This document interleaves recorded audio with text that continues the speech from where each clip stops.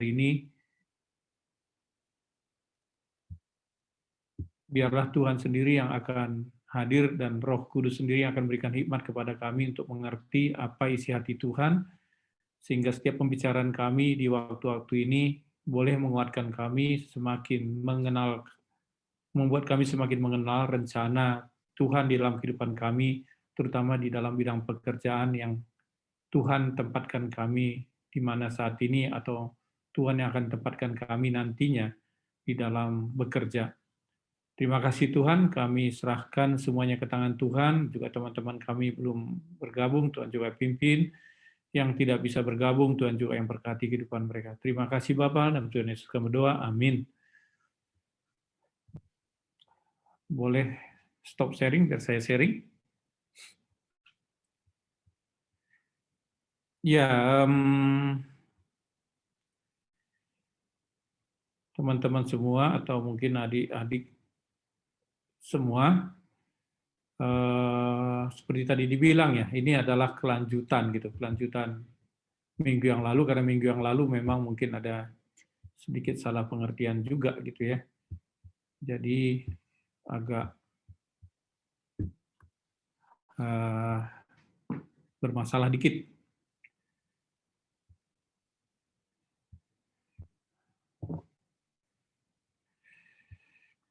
Ya, suara saya clear ya. Dan juga slide-nya oke Kak, aman. Aman ya semua ya. Ya, ya mungkin dunia kerja adalah dunia yang selalu menarik untuk diperbincangkan gitu. Mungkin itu juga yang membuat kalian selalu berbicara atau selalu ingin tahu bekerja itu seperti apa gitu. Karena memang bisa diteorikan banyak hal, bekerja itu bla bla bla gitu, tetapi dalam konteksnya sama-sama membaca, tetapi akhirnya kenapa berbeda ketika 5-10 tahun ke depan gitu. Ada orang yang kelihatannya lebih maju, ada orang yang biasa-biasa saja, ada orang yang pindah-pindah kerja, ada orang yang stay di tempat yang sama, ada orang yang berusaha sendiri seperti kayak gitu, ada juga orang yang bekerja di perusahaan, dan seterusnya gitu. Jadi macam-macam. Apalagi sebagai orang percaya, sebagai orang Kristen, kita ngomongin tentang bagaimana integrasi antara dunia kerja itu dengan kehidupan kita sehari-hari, atau dalam tema kita pada saat ini, bagaimana menjawab panggilan Allah dalam pekerjaan gitu. Di dalam bekerja, bagaimana kita memahami bahwa ketika kita menjalankan kehidupan sehari-hari ada Allah di situ gitu.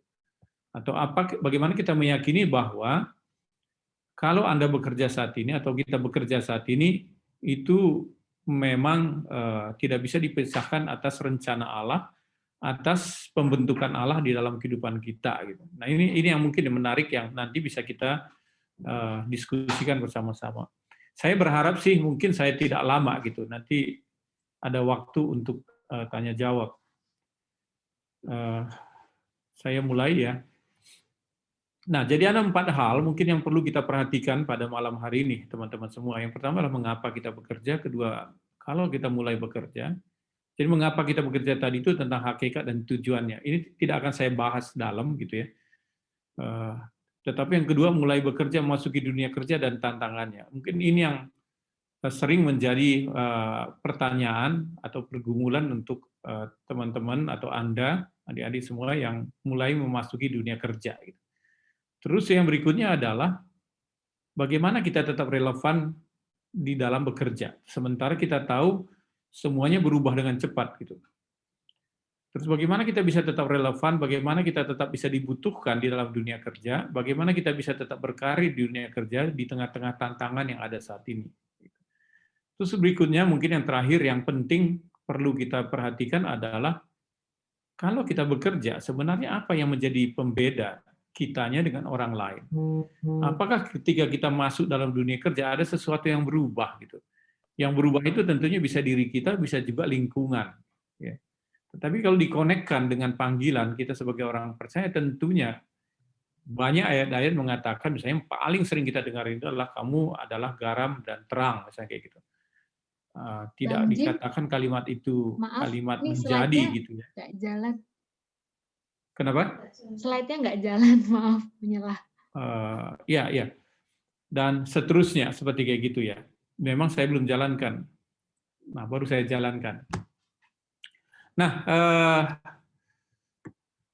teman-teman semua, buat saya yang penting itu adalah ketika kita ngomongin yang pertama tadi, ya pertama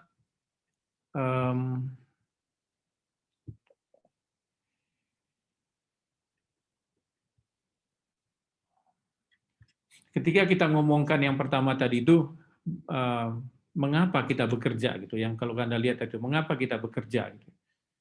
Nah, buat saya yang penting itu adalah kita itu bekerja memang sejak awal gitu. Sejak awal itu Alkitab mencatat bahwa Allah itu bekerja gitu. Benar nggak? Allah itu bekerja. Itu adalah sesuatu yang kita sama-sama sudah tahu bahwa Allah kita itu adalah Allah yang menciptakan kerja. Dia adalah Allah yang kerja. Bahkan Tuhan Yesus mengatakan Bapakku bekerja ya dari dulu dan aku datang untuk menggenapkan atau terus bekerja juga seperti kayak gitu. Ya. Ayat-ayat nanti materi nanti saya akan kasih ke Anda, jadi Anda bisa baca gitu. Kejadian 1, 2 dan seterusnya, Yohanes 5 dan seterusnya itu di situ jelas bahwa Allah itu bekerja. Jadi mengapa kita bekerja? Ya Tuhan kita bekerja gitu. Yang berikutnya manusia itu diberi tugas untuk mengelola dunia, untuk bekerja gitu. Itu clear kan sampai di sini ya teman-teman semua. Jadi manusia diberi tugas untuk mengelola dunia ini, diciptakan untuk mengelola, maka di situ ada kerja juga gitu. Ya. Terus yang berikutnya ada tokoh-tokoh Alkitab dan sejarah orang percaya bekerja. Paulus bekerja. Kita tahu dia itu adalah tent maker gitu, orang membuat tenda misalnya kayak gitu. Jadi jelas sebenarnya statement yang harus kita pahami dari awal, bekerja itu bukan karena manusia jatuh di dalam dosa. Dari awal bekerja itu sudah ada, bukan karena manusia jatuh ke dalam dosa terus bekerja gitu. Ya, nanti Anda akan coba dalami sendiri ayat-ayatnya atau tanya nanti staf dan seterusnya gitu ya. Pendeta dan sebagainya. Ya, jadi saya ingin kita punya pemahaman yang sama bahwa bekerja itu bukan karena manusia jatuh dalam dosa. Lebih sulit dia ketika manusia itu jatuh dalam dosa bekerja. Iya gitu ya. Karena sudah bias semua. Cara kita ngelihat manusia yang lain sudah bias gitu. Cara ngelihat kerjaan itu, tugas yang panggilan yang diberikan dalam dunia kerja sudah bias dan sebagainya. Tentunya akan semakin sulit. Ya. Nah, terus berikutnya, kenapa kita bekerja atau bagaimana sebenarnya hakikat bekerja itu? Buat saya adalah dengan bekerja, Anda bisa bayangkan, bekerja itu kita minimal 8 jam per hari, gitu. 9 jam, seperti kayak gitu. Kalau seandainya Anda bekerja 30 tahun, misalnya kayak gitu, Anda bisa bayangkan, separuh umur kita itu adalah dalam dunia kerja. Gitu. Benar nggak? Ya. Separuh hidup kita itu ada dalam dunia kerja. Jadi kalau kita mau melihat, kalau selalu kita kasih statement bahwa Allah kita itu adalah Allah yang berkarya, yang hidup, salah satu cara kita melihat bagaimana Allah itu berkarya, bekerja itu adalah ya dalam dunia kerja gitu. Kenapa saya katakan di dunia kerja? Bagaimana dalam dunia kerja itu kita bergumul kan dalam setiap waktu, bergumul terhadap karirnya kita, bergumul terhadap tugas-tugas yang diberikan kepada kita, bergumul juga kita terkait dengan pengembangan diri kita mempertanyakan juga ketika mau pindah kerja misalnya begitu, kita juga bergumul bagaimanakah gajinya kita atau compensation benefitnya kita cukup nggak untuk keluarga kita dan seterusnya. Ya, benar kan ya? Jadi di situ betul-betul membutuhkan pergumulan-pergumulan yang panjang yang kita bisa buktikan apakah Allah yang kita sembah itu hadir dan memelihara kita gitu. Ya. Nangkap ya sampai urutan model seperti kayak gini. Nah, berikutnya lagi jadi saya katakannya 30 tahun. Ya, udah cukup, lebih dari cukup buat kita melihat bagaimana Allah itu hadir, bagaimana Allah itu memelihara di dalam kehidupan kita di dalam dunia kerja. Ya, saya berkata begini karena saya sendiri merasakan bagaimana kehadiran dan pemeliharaan Allah itu. Mungkin Anda juga tahu, saya background teknik sipil gitu, tahu-tahu sekarang kerja di bidang human capital gitu, HRD, gitu. Bahkan megang legal dan seterusnya. Kalau bukan karena kehadiran dan pemeliharaan Allah, nggak mungkin karirnya itu bisa pindah-pindah model seperti kayak gitu. Ya. Dan berikutnya lagi adalah dengan bekerja, kita itu diperlengkapi untuk melayani sesama. Nah, logika ini yang perlu Anda dan saya selalu pahami gitu. Ya. Bagaimana kita bisa bertumbuh kalau tidak ada namanya pergumulan. Pergumulan itu yang tadi itu, yang kehadiran dan pemeliharaan Allah gitu. Kita tahu bahwa kita selalu bergumul terhadap pekerjaan kita karena waktu kita lama di situ. Berinteraksi dengan orang lain lagi bergumul dan sebagainya. Maka ketika kita bergumul itu, di situ Tuhan hadir, disitulah kita diperlengkapi bagaimana kita itu akhirnya semakin siap secara personal, kedewasaan kita, kompetensi kita naik, misalnya gitu, ketika kita mau belajar terus-menerus, termasuk juga kedewasaan kita secara personal. Gitu. Ya. Kenapa itu dibutuhkan? Supaya kita semakin siap menerima tantangan-tantangan yang baru. Ya. Posisi-posisi yang baru, dan tentunya di situ ada makna yang lain. Kita juga semakin siap untuk melayani orang lain. Melayani peer-nya kita, sesama kita ketika dalam dunia kerja ke samping, ke atasan juga. Jadi melayani mereka bukan arti asal senang gitu, tetapi melayani secara profesional. Ya, nangkap ya sampai di sini. Nah, yang berikutnya adalah saya kira pekerjaan itu juga adalah atau dunia kerja itu adalah bagian dari tanggung jawab kita, ya, atau bagaimana kita mempertanggungjawabkan kehidupan yang diberikan Allah gitu. Misalnya, jika seseorang tidak mau bekerja, janganlah ia makan. Jadi tubuh ini butuh makan gitu. Tubuh ini diberikan oleh Allah kepada kita. Otak kita ini diberikan oleh Allah kepada kita, dan seluruh yang ada dalam diri kita ini diberikan Allah kepada kita untuk dipertanggungjawabkan. Ya, kepintaran kita diberikan untuk dipertanggungjawabkan, dan salah satu untuk mempertanggungjawabkannya itu adalah mengembangkannya di dalam dunia kerja. Nah, mungkin masih banyak hal yang lain gitu, tapi buat saya ini sudah cukup buat kita supaya tahu kenapa kita bekerja, karena Allah itu sendiri bekerja itu bukan karena dosa gitu.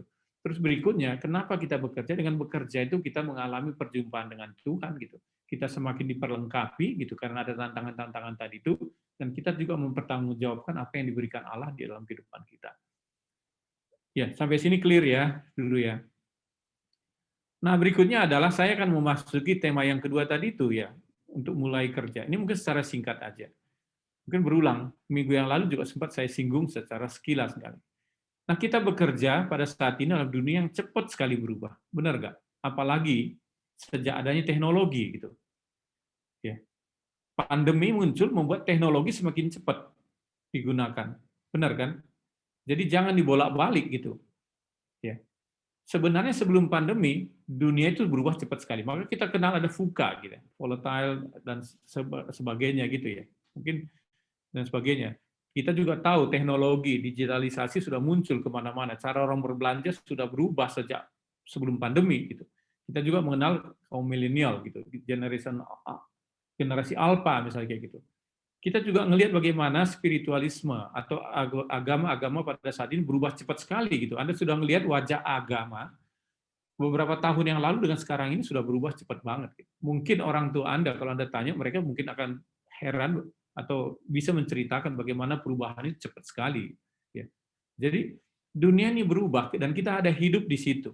Dan pandemi ini membuat perubahan itu sangat cepat sekali, teman-teman. Apa yang berubah misalnya? Ini sengaja saya selalu ulang-ulangi dalam pertemuan dengan para alumni dan juga kepada tim. Saya selalu katakan ini, hati-hati gitu dunia kerja 5 tahun ke depan. Ini jangka waktu yang pendek banget. Gitu. Sangat pendek-pendek banget. Kalau Anda ngelihat sebelah kanan itu, ya job landscape, akan ada muncul 97 kerjaan-kerjaan baru, job baru. Maaf Bang Jimmy, slide-nya belum ditampilin. Ya. Kenapa? Slide-nya masih slide 1 Bang. Slide 1? Iya, masih belum di-play dari tadi. Oke, mungkin saya ini dulu ya, saya stop screen dulu ya kali ya.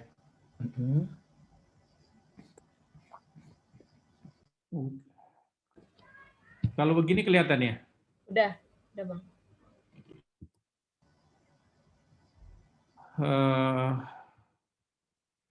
Mungkin karena saya pakai ini kali. Kalau ini kelihatan?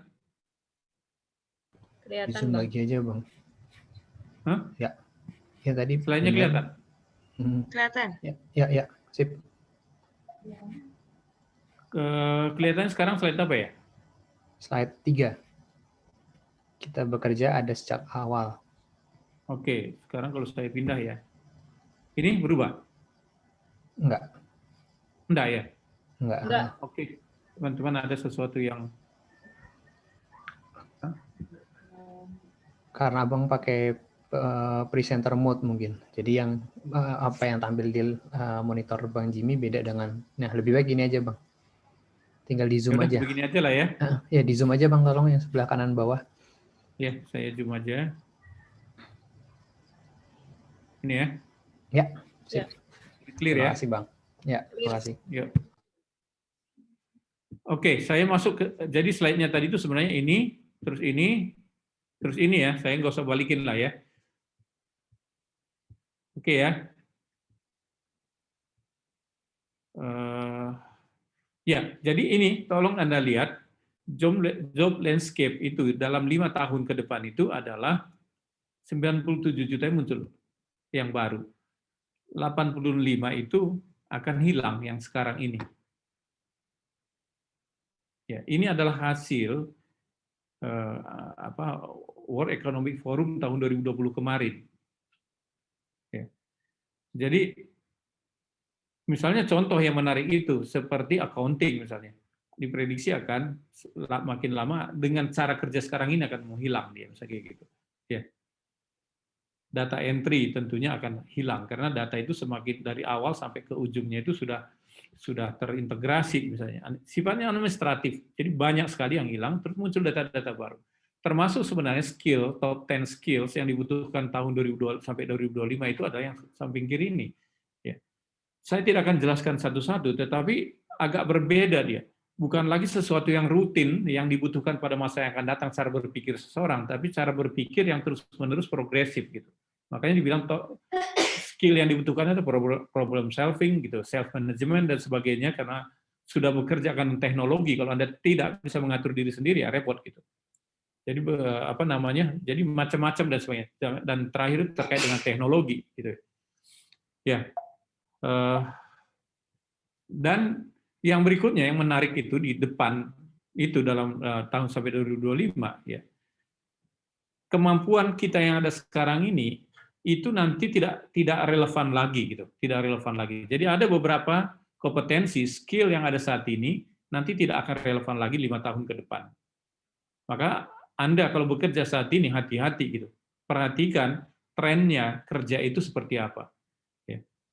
Terus 40% nanti itu akan atau 50% itu kalau maksudnya 50% itu tidak dan atau masih ada tetapi mesti diperbaharui. Contoh seperti yang tadi itu, misalnya accounting gitu. Accounting dengan cara bekerja yang sekarang ini kompetensinya nggak cukup lagi gitu. Tetapi nanti dibutuhkan ada satu reskilling lagi dia. Ada kompetensi tambahan, skill tambahan untuk bisa menjalankan itu, terutama terkait dengan teknologi misalnya. Dan 40% betul-betul muncul kompetensi yang baru gitu. Yang saat ini belum ada, nantinya skillnya itu akan muncul seperti kayak gitu. Jadi hati-hati Anda semua, teman-teman semua terkait dengan hal seperti kayak gini. Dan berikutnya juga cara bekerja gitu. COVID ini betul-betul membuat perusahaan sekarang ini sudah cara bekerjanya itu berbeda. Di tempat saya sekarang sudah berpikir bahwa kalaupun selesai COVID, ya caranya sudah nggak lagi seperti yang dulu, di mana orang itu masuk kantor terus-menerus gitu. Sudah dibuktikan dengan survei bahwa orang bekerja di rumah itu sama saja gitu, terutama untuk beberapa divisi tertentu sama aja mau di kantor atau enggak. Terus ngapain kita sewa gedung mahal-mahal? Jadi properti juga nanti untuk gedung itu akan turun dia gitu, ya. Untuk orang beli atau di rentalnya akan turun. Ngapain gitu? Karena teknologi sudah membuat orang bisa bekerja dari mana saja gitu. Ya. Jadi dulu memang sudah ada, tetapi nantinya akan semakin dipercepat gitu. Termasuk teknologi akan semakin dipercepat dan otomatisasi akan dipercepat dan seterusnya. Nah, begitu juga antara bagaimana manusia akan kerja dengan mesin seperti kayak gitu. Nah, Anda bisa melihat perbandingannya seperti apa akan terjadi otomatisasi. Ya. Nah, itu secara sekilas. Dan apa yang terjadi dengan pandemi sekarang ini, pengangguran misalnya sangat banyak sekali saat ini ya. Jadi dulunya itu 2,6 sekarang 9,77, seolah-olah hasil jerih payah pemerintah beberapa tahun yang lalu akhirnya itu hilang begitu saja di tahun tahun ini gitu. Ini bukan tahun 203, tahun 2030 sebenarnya. Ini sebenarnya adalah sering mengatakan di tahun 2030 70% penduduk Indonesia usia produktif. Maka sering dikatakan kenapa Indonesia itu akan naik ke ekonomi maju gitu. Karena apa? Karena usia produktifnya itu di tahun 70% di tahun 2030. Celakanya kalau ini tidak di-manage dengan benar gitu. Kalau Anda dan saya tidak mau berbagi dengan banyak orang, bisa jadi ini menjadi bukan lagi produktif gitu, tapi justru membuat perekonomian Indonesia itu anjlok. Makanya pemerintah itu sekarang betul-betul banyak fokus bagaimana membuat, misalnya sekarang sekolah-sekolah banyak vokasi gitu.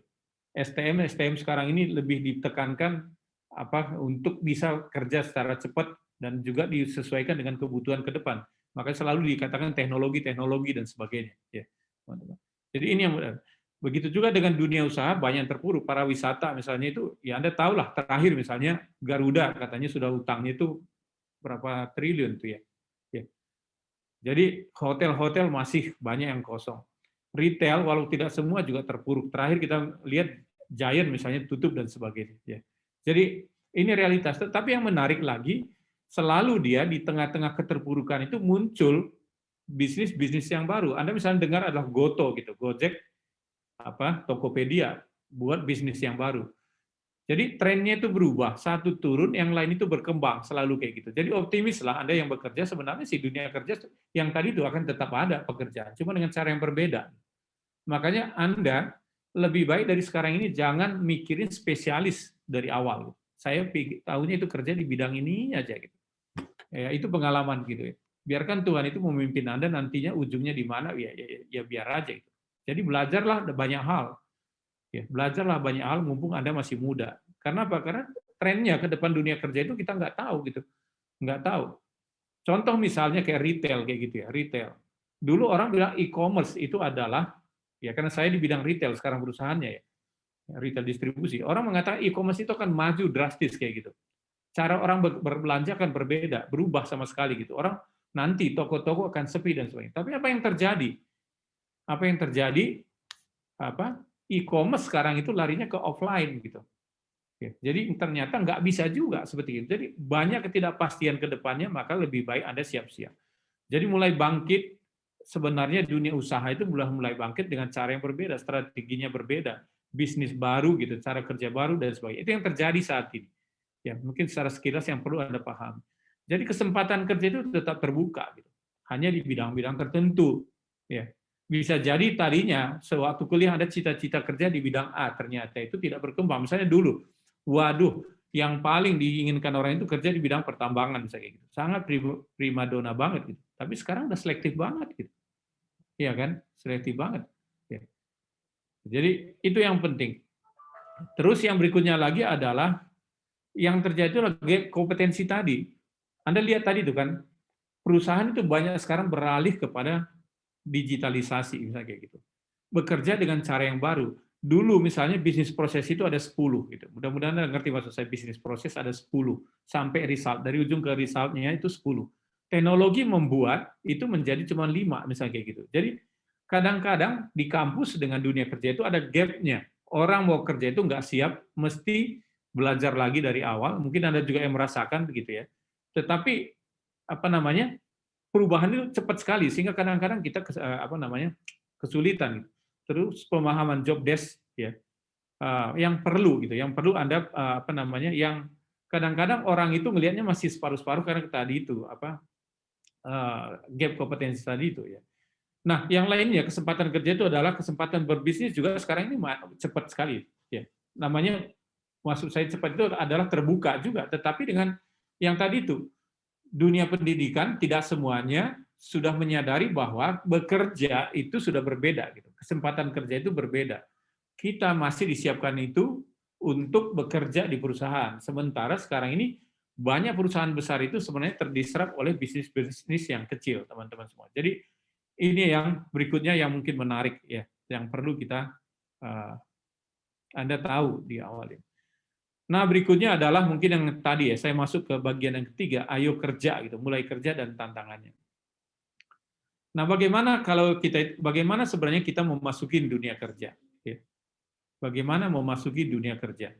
Tadi kita sudah melihat kondisi-kondisi yang ada saat ini di sekitarnya kita, terus kita juga melihat dampak pandemi seperti apa, misalnya kesempatan kerja dunia usaha seperti apa. Nah, sekarang kita akan melihat ketika kita memasuki dunia kerja. Nah, apa yang terjadi? Ini secara sekilas saja paradok di dunia kerja misalnya kayak gitu. Orang mungkin mengatakan saya ini sulit cari kerja gitu. Tetapi karena saya di bidang human capital gitu, saya selalu mengatakan sulit banget cari pekerja gitu. Aneh kan ya? Ya. Banyak orang katakan sulit banget nih cari pekerja, banyak pengangguran gitu.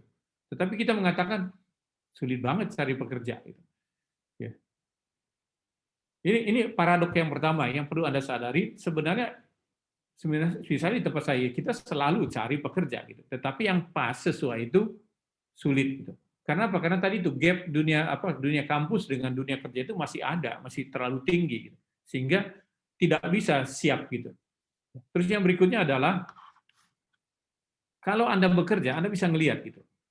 Pintar tidak menjadi jaminan untuk sukses. Ya. Pintar kadang-kadang tidak jaminan juga membuat orang itu bisa kerja. Ini pengalaman lagi, ya, pengalaman lagi. Ya.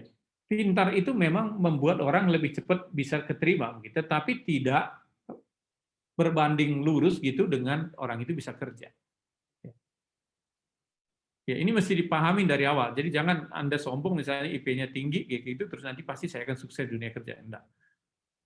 Kenyataannya paradoksnya adalah pintar tidak selalu menjadi jaminan sukses, tidak menjadi jaminan untuk bisa kerja gitu. Sementara yang lain itu paradoksnya orang yang biasa-biasa tetapi juga bukan berarti dia bisa langsung kerja. Ujungnya nanti orang itu bisa lebih sukses dibandingkan tadinya yang kelihatannya pintar pada waktu kuliah gitu. Itu paradoksnya. Nah, paradoks berikutnya dalam dunia kerja adalah selalu mungkin Anda rasakan gitu. Selalu ketika ngelihat iklannya, selalu di situ pengalaman gitu. Tapi bagaimana caranya gua yang baru lulus kalau dicari yang pengalaman terus gitu. Itu paradoks lagi kan ya. Benar kan ya? Paradoks lagi. Tetapi realitasnya sebenarnya walaupun seperti itu, toh orang yang fresh graduate juga tetap aja kerja gitu. Nah, tinggal Anda bagaimana mensiasatinya. Tetapi itu adalah salah satu paradoks yang sering dalam dunia kerja. Nah, yang perlu berikutnya yang Anda sadari ketika bekerja, masuk ke dunia kerja adalah mulai bekerja itu mulai dari awal gitu. Ya. Kalaupun Anda bekerja, misalnya Anda bekerja di teknik sipil, misalnya kerja di konstruksi, sebenarnya Anda bekerja dari awal juga. Nggak ada jaminan buat Anda mengerti banyak hal di dunia kuliah, terus begitu Anda bekerja, Anda udah langsung bisa bekerja dengan baik gitu. Karena apa? Karena dunia kerja itu tidak sesimpel materi-materi yang ada di kampus, benar nggak? Banyak hal yang Anda perlu pelajarin di situ, bekerja itu, ya. Jadi banyak faktor-faktor lain gitu, mulai dari awal. Jadi belajar hal yang baru gitu. Karena kalau kita ngomongin, Anda misalnya posisinya staff atau supervisor. Ketika Anda di posisi staff supervisor, Anda lihat job desk-nya, Anda lihat kompetensinya atau skill yang dibutuhkan di situ, itu tidak tunggal dari ilmu saja. Ya kan, soft kompetensinya misalnya di situ nanti ngomongin tentang tentang leadership misalnya gitu. Ngomongin lagi tentang apa? Tentang agile misalnya kayak gitu ya. Di tempat saya itu agile. Misalnya kayak gitu. Ngomongin tentang digital gitu. Ngomongin lagi tentang customer centric misalnya gitu. Ya, ngomongin tentang integrity dan sebagainya. Itu kan sesuatu yang kelihatannya abstrak. Ya, yang dulu itu tidak dipelajari secara jelas, tetapi di dunia kerja itu menjadi bagian kompetensi yang harus Anda punyain. Jadi mulailah bekerja dengan Anda harus sadari mulai bekerja sebenarnya belajar hal yang baru. Ya. Maka kalau ketika Anda bekerja, yang penting Anda lakuin itu adalah pelajari budaya perusahaan Anda. Gitu. Ya. Jangan bawa pengalaman masa lalu gitu. Tapi pelajari culture-nya, pelajari organisasi di mana Anda berada, gitu. Pelajari lingkungannya seperti apa, pelajari job desk-nya seperti apa, KPI Anda seperti apa, Anda pelajari, terus program development misalnya di pengembangan misalnya di perusahaan itu Anda pelajari, gitu. Jangan cuek kalau Anda mau terus berkarir ke depannya. Itu no choice, jangan cuma bawa pokoknya gua sudah lulus di kampus, gua pasti bisa bekerja. Nggak bisa. Anda mesti pelajarin semuanya. Budayanya sebenarnya seperti apa ya, pada perusahaan Anda. Gitu. Organisasinya itu seperti apa sih gitu. Jenjang karirnya seperti apa. Ya lingkungan budaya pekerjaan Anda di situ seperti apa. Bahkan job desk Anda itu mutlak banget, Anda harus tahu. Terus Anda dinilai itu seperti apa nantinya gitu. Ketika ada penilaian, Anda harus tahu gitu, ya kan? Program pengembangan seperti apa. Terus yang berikutnya ketika Anda bekerja, jangan pilih teman yang Anda itu gampang curhat di situ. Ya. Ya kan? Jadi pilihlah teman yang bisa membuat Anda itu berkembang. Walaupun kadang-kadang karakter Anda berbeda, bertemanlah gitu. Karena dia bisa men-challenge Anda. Yang penting orang itu bukan orang yang menikam Anda dari belakang, saya kayak gitu. Tetapi ketika Anda tahu bahwa hobinya tidak sama, ya nggak apa-apa. Tetapi Anda tahu bahwa orang ini cara berpikirnya adalah terbuka seperti kayak gitu, mau maju ya Anda ini jangan cari orang yang tipe dengan Anda, yang senang ngeluh, misalnya Anda berkelompok dengan orang suka ngeluh. Percaya deh, orang kalau Anda kelompok dengan orang yang suka ngeluh, ya lama-lama Anda juga akan ngeluh terus gitu. Semuanya menjadi salah. Ya. Nah, itu yang pertama, yang penting buat Anda untuk mulai kerja ya. Ya, nanti mungkin kita bisa eksplor. Berikutnya tantangannya apa? Ya, tantangan orang masuki kerja itu adalah Anda bekerja di sana itu adalah harus produktif sambil belajar gitu. Ya. Bukan seperti di kampus Anda belajar, di sini Anda harus menghasilkan sesuatu tetapi juga Anda belajar.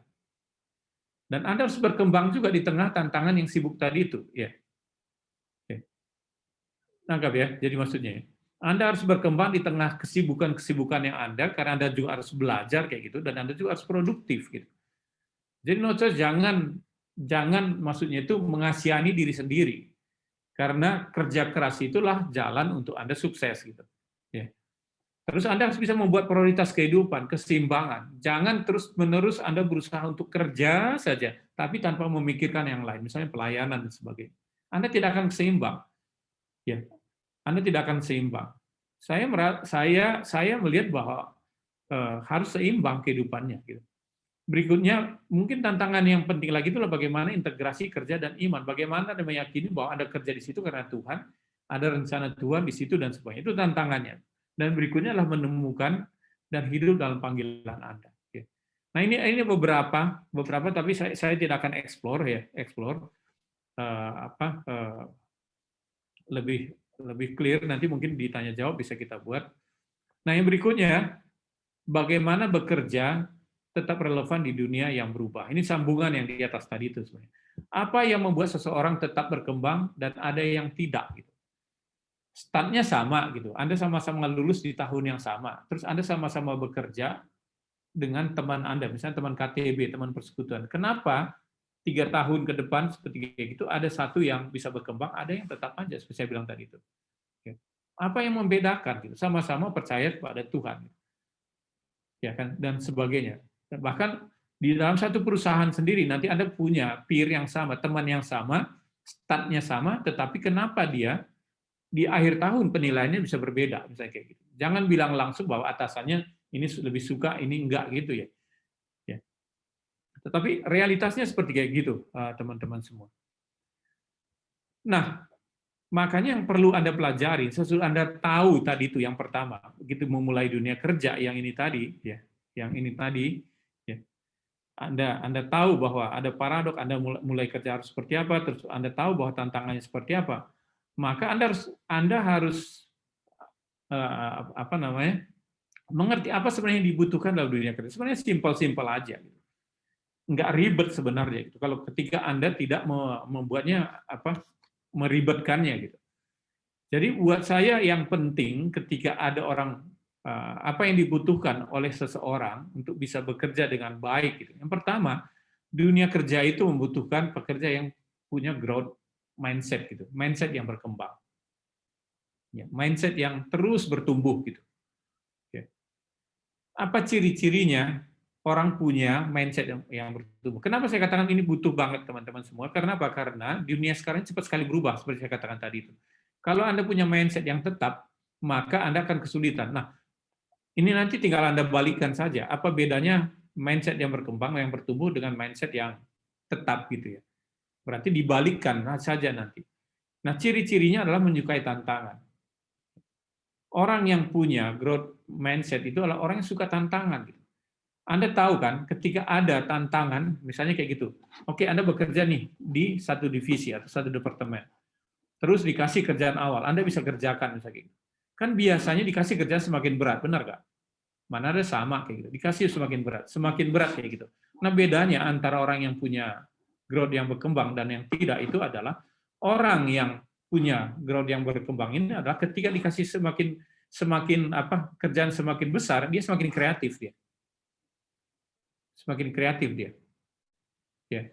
Dia merasa semakin tertantang gitu. Tetapi ada orang semakin dikasih beban semakin besar, dia itu semakin pelan gitu. Padahal pintar orang ini, bukan bodoh gitu. Ya. Itu realitas yang dijumpai. Persis seperti mobil. Dia cuma seperti 100 cc. 100 cc itu mobil, 1000 cc gitu ya mobil ya. Mobil mana ada ya? 1500 cc deh mobil gitu. Dia ada berat maksimalnya gitu seolah-olah. Dilebihin dari berat minimal itu kecepatannya turun. Begitu juga dengan orang ini. Ya. Pintar bukan apa, IQ-nya bisa tinggi gitu, tetapi dia nggak suka tantangan. Ya. Terus yang berikutnya adalah tidak mudah menyerah orang ini yang growth mindset. Yang kedua ini tadi gampang menyerah karena buat dia, misalnya dia pintar gitu ya.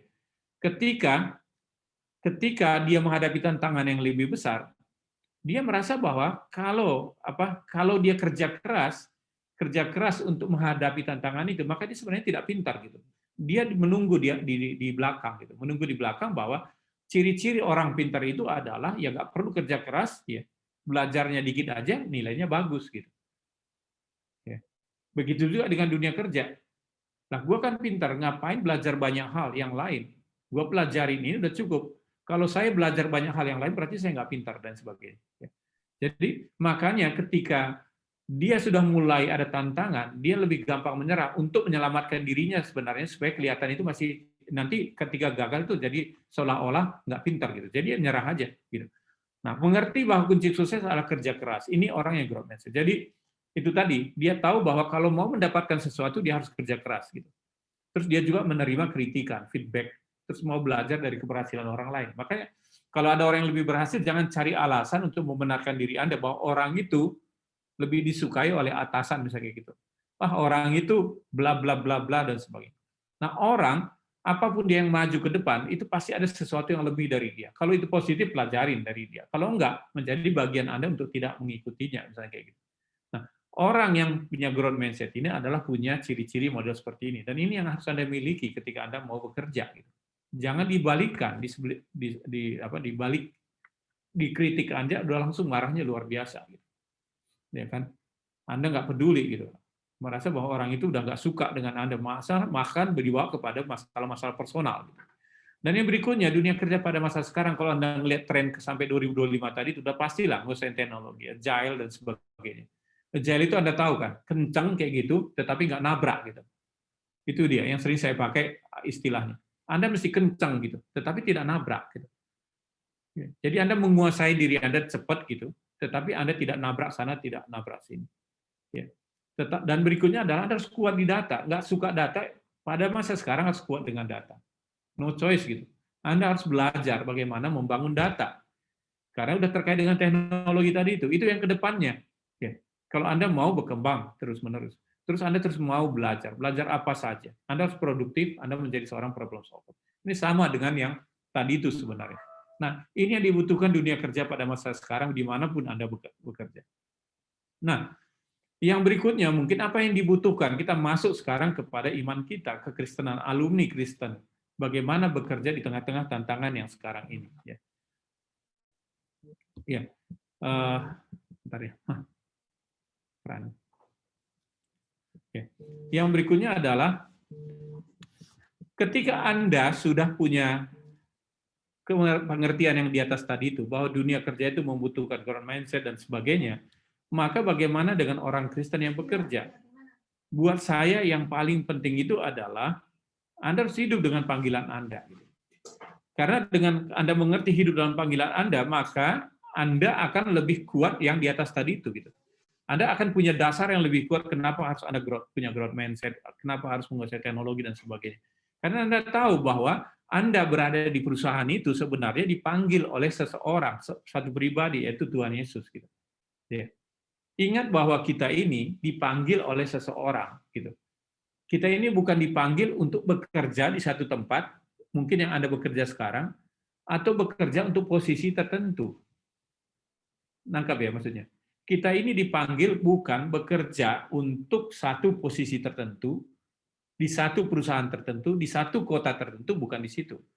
Tetapi kalaupun Anda berada dalam satu pekerjaan tertentu sekarang, di posisi tertentu sekarang, di kota tertentu sekarang misalnya, itu adalah karena Anda dipanggil oleh Tuhan yang manggil Anda ke situ. Jadi satu saat jika Tuhan bilang A atau B, ya ikutin aja. Karena Anda memang dipanggil, itu adalah untuk melayani tujuan dia, bukan tujuan kita. Hati-hati. Ya, hati-hati. Maka ketika Anda mau pindah dan sebagainya, tanya dulu, benar nggak timingnya untuk pindah? Benar nggak? Tantangan yang di sini memang sudah bagian dari cara Tuhan yang memanggil Anda untuk bergeser ke samping dan seterusnya. Gitu. Ya. Jadi parameternya itu yang perlu Anda pahami dari awal, teman-teman semua. Nah, pemahaman ini saya tadi akan membuat Anda kuat untuk punya alasan yang kuat untuk melakukan yang di atas tadi itu. Gitu. Siapa yang menyukai tantangan kalau Anda tidak tahu bahwa Anda dipanggil di situ? Ketika Anda tahu bahwa Anda dipanggil di situ, ada tantangan apapun, Anda akan lebih kuat karena Anda tahu persis bahwa ini bukan kebetulan gitu. Terus berikutnya, alumni yang berkembang saya katakan tadi, Anda harus berkembang seimbang gitu. Anda harus nutrisi hati Anda, nutrisi jiwa Anda, nutrisi pikiran Anda, nutrisi tubuh Anda. Ya. Itu kan itu dikatakan, lah kasih Tuhan Allahmu dengan segenap hatimu, jiwamu dan sebagainya kan. Kenapa itu di state di dalam Alkitab? Karena kita memang berkembang, mesti berkembang dari segala arah. Gitu. Ya. Terus terlibatlah dalam pelayanan. Nah, dua hal ini yang dibutuhkan menurut saya kalau Anda mau menjadi seorang alumni yang percaya kepada Tuhan itu bisa ada di dalam kehidupan, bisa berkembang dalam kehidupan yang sekarang ini, teman-teman semua. Ya. Jadi, nah ini yang saya katakan tadi ya, kasihlah Tuhan Allahmu dan sebagainya. Ini selalu kalau buat saya adalah sesuatu yang clear banget gitu. Makanya ketika saya mau berkembang, jangan cuma berkembang di dalam knowledge-nya saya gitu, tetapi jiwa Anda juga harus Anda berkembang, nutrisi di situ gitu. Ya, Anda harus bersekutu misalnya kayak gitu dan seterusnya. Pikiran Anda harus nutrisi dengan banyak membaca. Ya, banyak belajar dari yang lain dan seterusnya. Tuhan sudah kasih tahu kok bagaimana membuat seseorang itu bisa diperlengkapi gitu. Ya lengkapin semuanya, jangan cuma lengkapin satu sisi supaya Anda bisa sukses dalam kehidupan Anda gitu. Ya.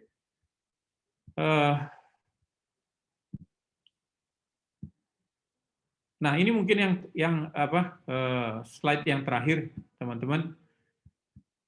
Bagaimana membuat perubahan gitu? Bagaimana membuat perubahan? Atau apa sih sebenarnya yang membedakan kita antara satu dengan yang lain?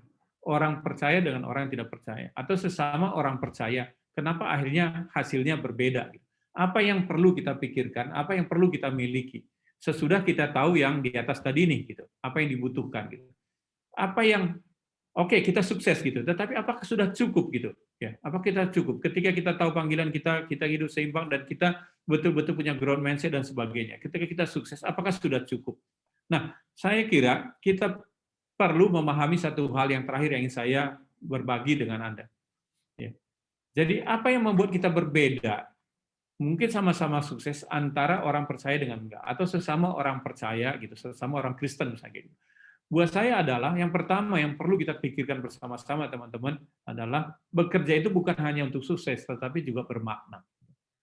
Itu yang dari awal perlu Anda pahami. Saya dari dulu selalu pemikirannya sama gitu dari dulu. Ya. Sukses itu sama gitu. Semua orang akan sukses, tetapi kenapa ada yang berbeda, ada yang enggak? Ada sesuatu yang bisa membuat orang lain itu juga ketika bersinggungan dengan dia, dengan orang lain, orang itu hidupnya juga lebih daripada sekedar bekerja. Gitu. Misalnya kalau nanti menjadi seorang pimpinan, bagaimana membuat tim Anda itu bukan hanya sukses dari satu sisi pekerjaan dia, dapat gaji yang lebih tinggi, tetapi juga orang itu bisa lebih memperhatikan orang-orang yang lain. Di mana fokus Anda? Gitu. Di mana fokus Anda sebagai seorang yang ditempatkan di satu perusahaan?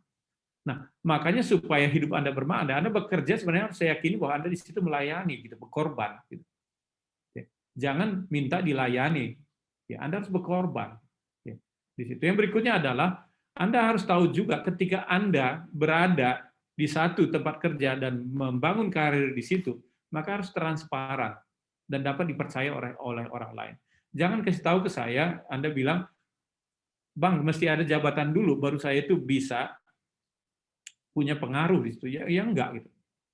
Saya dari dulu ya tempat orang untuk berbicara gitu. Ya, kemarin pada waktu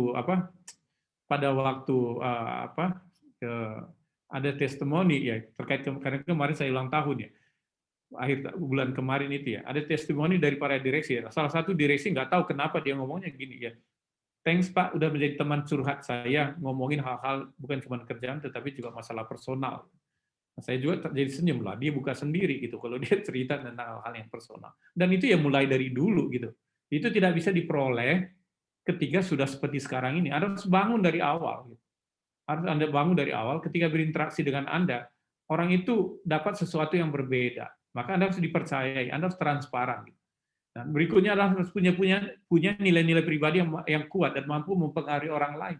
Kalau Anda sendiri harus ngikutin supaya bisa diterima, ya udah pokoknya pada waktu ini ngikutin ini aja, ngikutin ini. Orang bingung gitu, orang bingung. Harus Anda punya nilai sesuatu. Jangan takut Anda punya nilai. Justru karena Anda punya nilai itulah orang tahu gitu. Berinteraksi dengan Anda. Yang paling membingungkan itu dalam pengalaman saya adalah berinteraksi dengan orang yang nggak jelas gitu. Kadang A, kadang B. Gitu. Kalau Anda jelas, ya maka orang akan membuat pilihan dengan Anda. Gitu. Ya kan? Jadi kekuatan nilai-nilai Anda lah yang akan membuat orang lain itu akhirnya bisa tahu dan bisa mempengaruhi orang lain. Yang berikutnya harus berani. Sebenarnya kuncinya salah satu adalah berani. Anda harus berani untuk menciptakan kehidupan, Anda harus berani menjadi manusia. Maksud saya gini, kalau saya tanya ke Anda saat ini, atau saya kasih ke Anda, ketika saya bilang seperti gini, hey, teman-teman semua atau adik-adik semua, kalian ini adalah orang-orang yang berani gitu. Anda adalah pemberani gitu. Bagaimana tanggapan Anda? Apakah Anda mengiyakan? Kalau saya katakan saat ini, kalian inilah orang yang berani gitu. Siapa yang mengatakan ya? Siapa yang tidak setuju? Kalau saya katakan Anda pemberani gitu. Ada yang mau mengatakan dia tidak berani?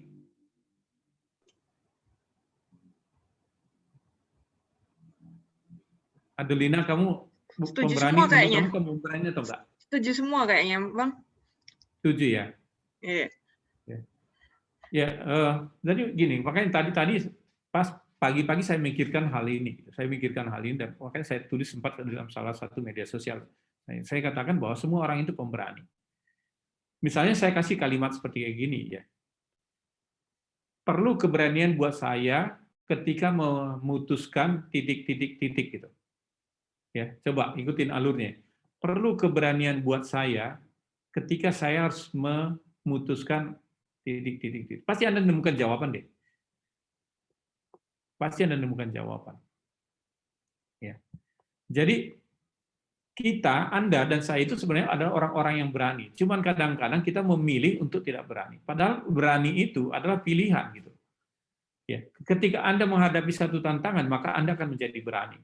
Tinggal Anda sekarang ini ada tantangan, Anda mau lari atau enggak gitu. Makanya pilihlah selalu berani gitu. Ya, berani untuk menciptakan kehidupan. Banyak orang tokoh-tokoh yang terkenal di Alkitab maupun yang merubah dunia ini adalah orang yang biasa-biasa saja gitu.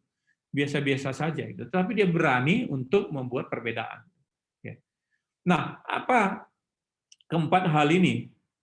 Teman-teman, adik-adik semua, apa impact-nya gitu? Impact-nya Anda akan terbentuk karakter yang kuat, Anda akan bisa dipercaya, ya, Anda akan bisa berkembang, bermanfaat buat organisasi, siap menerima tanggung jawab yang lebih besar. Saya kalau 4 hal ini ada orang punya hal seperti ini, pasti saya akan perhatikan gitu. Ya. Dan saya akan mengatakan, ya kamu udah siap gitu. Apalagi yang kurang gitu dengan orang yang seperti kayak gini, dia bisa dipercaya gitu. Ya. Karakternya kuat gitu. Dia tidak akan terombang-ambing dengan omongan-omongan yang banyak pada masa sekarang ini. Ketika media sosial luar biasa membuat orang itu dapat informasi yang kadang-kadang bukan benar gitu. Ya. Dan dia bermanfaat, bisa membuat perubahan di organisasi dan sebagainya. maka dia akan siap tanggung jawab yang besar. Nah, makanya yang terakhir yang saya katakan itu adalah, walaupun Anda masih muda pada saat ini, tetapi Anda harus pikirkan, gitu. Ketika Anda memasuki satu organisasi, apa yang akan menjadi perbedaan? Anda yang sudah bekerja 1 tahun, Anda yang mungkin bekerja masih berapa bulan, Anda yang sudah bekerja 2 tahun, 3 tahun, 5 tahun, apa yang berbeda? Ketika Anda sebelum Anda masuk dan ketika Anda berada di situ, apa yang berbeda di organisasi itu? Apa yang berbeda gitu? Kalau nggak berbeda, itu bahaya. Ya, udah bahaya itu. Karena apa? Ya karena tugasnya kita itu membuat perbedaan. Untuk bisa membuat berbeda, ya jalankan yang keempat tadi ini gitu. Ya. Atau ketika nanti Anda pindah di perusahaan ke perusahaan yang lain, apa yang Anda tinggalkan? Apakah Anda seperti orang yang pergi camping misalnya kayak gitu ya, pergi ke satu lokasi terus Anda menikmati keindahan di situ, kotor di situ dan Anda pergi, ya udah. Jadi ketika orang baru pergi ke tempat itu, ya udah kotoran di situ. Anda buang kotoran di situ ketika Anda pergi dari tempat itu. Apakah ini sering terjadi ketika Anda keluar dari satu organisasi, yang Anda tinggalkan di situ adalah masalah misalnya kayak gitu. Ya. Padahal jelas-jelas kalau dihubungkan tadi dengan tujuan kita bekerja, misalnya kayak gitu. Kenapa kita bekerja? Ya, bagaimana kehadiran Tuhan dalam dunia kerja? Nggak mungkin seperti itu. Berarti ada sesuatu yang perlu kita renungkan bersama, pikirkan bersama. Ada sesuatu yang salah, yang perlu kita evaluasi. Ya. Nah, saya ajak, walaupun Anda masih muda ya, masih muda di sini, ya rata-rata masih muda semua. Anda sudah mulai harus sampai kepada ujung ini.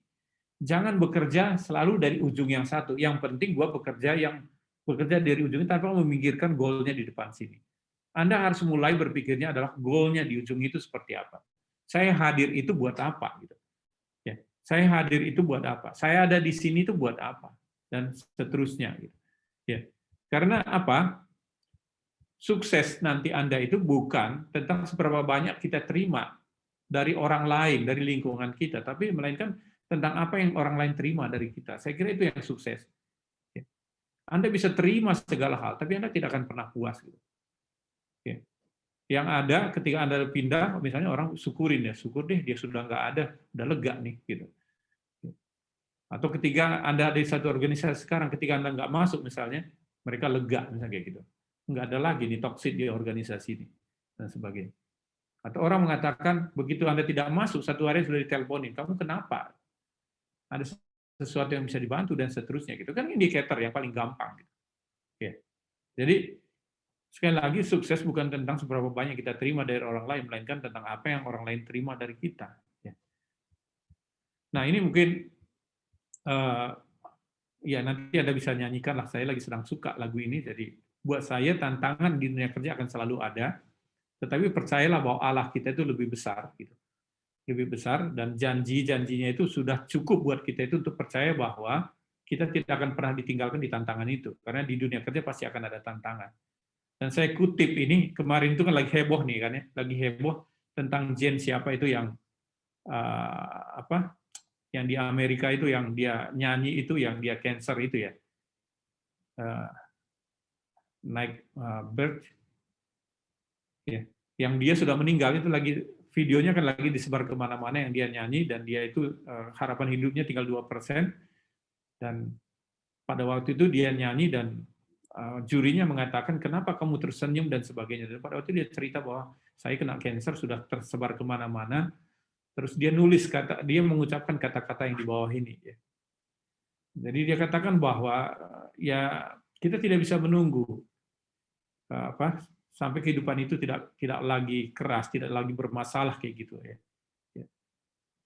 Untuk memutuskan kita itu happy gitu. Decide to be happy. Saya kira sih sama saja. Decide to be brave, dan percaya dan berani dan sebagainya. Ya. Jadi orang seperti itu aja berani mengambil tindakan-tindakan, berani supaya dia bisa tetap menjadi orang yang bermanfaat di dalam dunia kerja. Nah, saya pikir hal yang sama buat kita semua. Ya, saya kira itu yang ingin saya bagikan pada malam hari ini. Secara cepat mungkin kalau saya sengaja buat supaya kita bisa diskusi kalau masih ada waktu. Terima kasih. Ya, terima kasih Bang Jimmy untuk sharingnya. terberkati banget dan teringatkan lagi, terutama di bagian hidup seimbang ya, buat alumni-alumni muda yang biasanya masih on fire bekerja. Diingatkan lagi kalau jangan kerja doang, jangan rodi doang, tapi ingat harus ada aspek lain yang diseimbangkan. Dan sekarang kita masuk sesi tanya jawab ya Bang. Ini udah ada lumayan banyak pertanyaan. Semoga cukup, karena jujur kalau dilihat pertanyaannya Bang, ini cukup mengintimidasi saya juga. Kelihatan berat-berat gitu pertanyaannya. Langsung ya dari yang pertama, ada pertanyaan, Bang mau tanya gimana caranya negosiasi gaji yang baik dan benar? Apakah beda negosiasi gaji buat karyawan baru dan karyawan lama? Terima kasih. Silahkan dijawab, Bang Jimmy.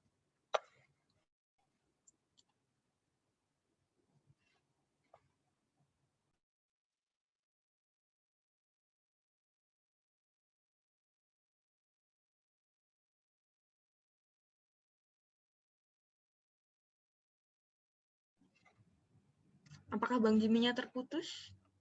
Oh iya, sepertinya ya. Sepertinya hilang memang. Sebentar ya. Ya, sambil nunggu kalau misalnya masih ada yang mau bertanya, atau mungkin ada yang mau berbagi soal dunia kerja juga. Oh, udah masuk lagi. Ya. Bang Jimmy, halo?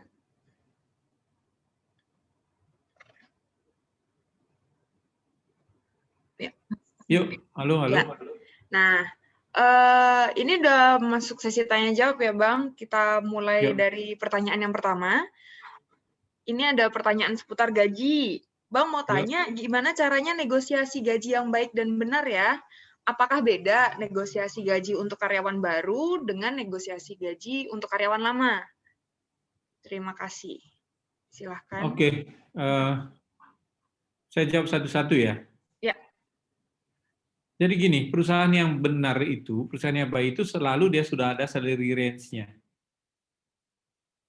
Ya, ada dia salary range. Jadi Anda tidak akan diizinkan di bawah salary range-nya, tidak diizinkan juga di atas salary range-nya. Itu perusahaan yang benar gitu. Jadi misalnya Anda ada salary range-nya itu antara 5 sampai misalnya 6 sampai 7 juta misalnya kayak gitu, atau 6 sampai 8 juta gitu. Terus Anda bilang udah tahu 5 juta gitu. Oh, kalau perusahaan yang benar dia tidak akan mengatakan wah syukurlah dapat 5 juta gitu. Karena kan menabrak salary range yang ada, merepotkan dia struktur kombennya gitu. Jadi kalau Anda tanya bagaimana cara negosiasi, sebenarnya Anda harus pelajarin perusahaan itu, perusahaan model seperti apa, dan sebenarnya Anda sudah tahu rata-ratanya seperti apa, dan mintalah di rata-rata itu. Minta di rata-rata itu. Nah, terus tidak usah, maksudnya gini loh, dan makanya gini, pelajarin sebenarnya perusahaan Anda di mana bekerja. Jadi gini, pertama tadi salary range, nggak mungkin dia nampar-nampar. Yang kedua, nggak usah takut ketika Anda mungkin kalau ada range yang Anda di bawah seperti kayak gitu. Karena apa? Biasanya pekerjaan yang kalau Anda adalah pekerja yang baik, yang bagus, maka sebenarnya ketika ada kenaikan, Anda akan cepat ngejar juga. Anda akan cepat ngejar juga. Karena apa? Balik lagi, perusahaan yang benar itu adalah ketika gajinya itu di bawah, misalnya kayak gitu, gajinya itu di bawah, masih dalam range, maka ketika ada kenaikan gaji, ada penilaian, maka ketika penilaian itu muncul, maka orang yang rendah itu biasanya walaupun sama-sama scoringnya itu akan terdongkrak lebih besar dia dibandingkan dengan orang yang enggak gitu. Apalagi range-nya itu yang lebih atas gitu. Akan terrem dia. Itu perusahaan yang saya ngomongin perusahaan yang common gitu ya, yang sudah teratur gitu ya. Nah kayak misalnya sama-sama A gitu penilaiannya. Kalau yang satu gajinya sudah jauh lebih tinggi dibanding yang ini, maka ketika kenaikan walaupun dia sama-sama A, maka yang di bawah ini biasanya akan lebih tinggi dia dibandingkan dengan yang di atas. Nah, jadi yang penting buat saya adalah ya Anda pelajarin perusahaannya, negolah di posisi yang Anda sudah tahu rata-rata seperti apa, atau ya udah Anda mengatakan bahwa ngikutin standar gaji yang ada, range gaji yang ada sebagainya. Tetapi biasanya memang kita akan tanya Maksudnya seperti apa? Anda mau kira-kira berapa? Atau Anda bisa saja buat lebih tinggi, tetapi Anda dalam posisi untuk negotiable gitu. Jangan ngotot-ngototan seperti kayak gitu. Ya. Jadi saya kira sama saja, teman-teman. Apakah karyawan baru maupun karyawan lama berbeda caranya? Enggak, sama aja. Sama aja. Saya juga orang yang dulu ya pindah gitu, ada berapa kali pindah ya sama aja gitu. Oke. Jadi sebenarnya sah-sah aja ya kalau misalnya saya udah punya gaji sekian nih, misal, terus mau kayaknya dengan skill yang ada sekarang aku mau minta nego gaji nih, naik lagi gitu, Nggak nggak apa-apa apa-apa. ya Bang? Nggak apa-apa. Misalnya Anda pindah ya dari perusahaan A ke perusahaan B. Tentunya ketika Anda pindah harus Anda lebih besar dari yang sebelumnya. Tetapi berapa sih gambaran besarnya itu? Ya itu macam-macam. Misalnya di kita adalah 15, 20, misalnya maksimal 30 gitu. Ya. Kita ukurannya model-model seperti kayak gitu. Tapi nanti perhatikan lagi range-nya kan. Kalau range-nya masih bawah, misalnya kayak gitu, ketika ada karyawan baru masuk dengan spek yang atau kompetensi yang sudah sesuai dengan yang kita harapkan, ketika dia range-nya lebih di bawah, tentunya kita akan buka dia itu negonya itu lebih besar seperti kayak gitu. Tapi kalau enggak ya pasti akan kita pepetin juga untuk negonya. Ya. Jadi kalau Anda bilang sulit kayak gitu ya, kalau Anda pas memang ketemu sama perusahaan yang masih belum tertata dia organisasinya, memang resikonya itu ya tawar-tawaran gitu. Ya senang gitu, dapatnya lebih kecil gitu. Ya nggak apa-apa buat pengalaman kerja juga kan. Nah, Ya. ini kan tadi kalau case-nya pindah perusahaan. Kalau case-nya di perusahaan yang sama, maksudnya aku pengen naik nih, kayak gitu. Kalau naik kan otomatis aku juga pengen negosiasi gaji. Nggak common itu. Anda jarang sesuai ya? dari jabatan Anda common untuk nego gaji ulang lagi. I see. Oke. Yeah. Oke. Terima kasih Bang. Bisa Makanya dilanjut gini, ke saya bilang tadi perhatikan Mm-mm. budaya perusahaan Anda. Berulang saya tadi katakan, budaya perusahaan Anda termasuk bagaimana budaya terkait dengan komben, transparansinya dan sebagainya. Anda lihatin. Kalau memang lebih transparan, Anda bisa saja mau. Kalau enggak, ya janganlah tabrakan sesuatu dengan budaya yang nggak pas. Siap. Oke, clear Bang. Bisa kita lanjut ke pertanyaan kedua? Ya. Ya. Lanjut ke pertanyaan kedua, ini kayaknya tadi udah ada ya di slide ya. Apa yang dimaksud dengan sukses? Bagaimana dan apa tolok ukurnya? Ya, saya katakan tadi itu sukses buat orang percaya itu bukan cuma sekedar sukses karirnya cepat naik, tetapi dengan cara yang nggak pas gitu.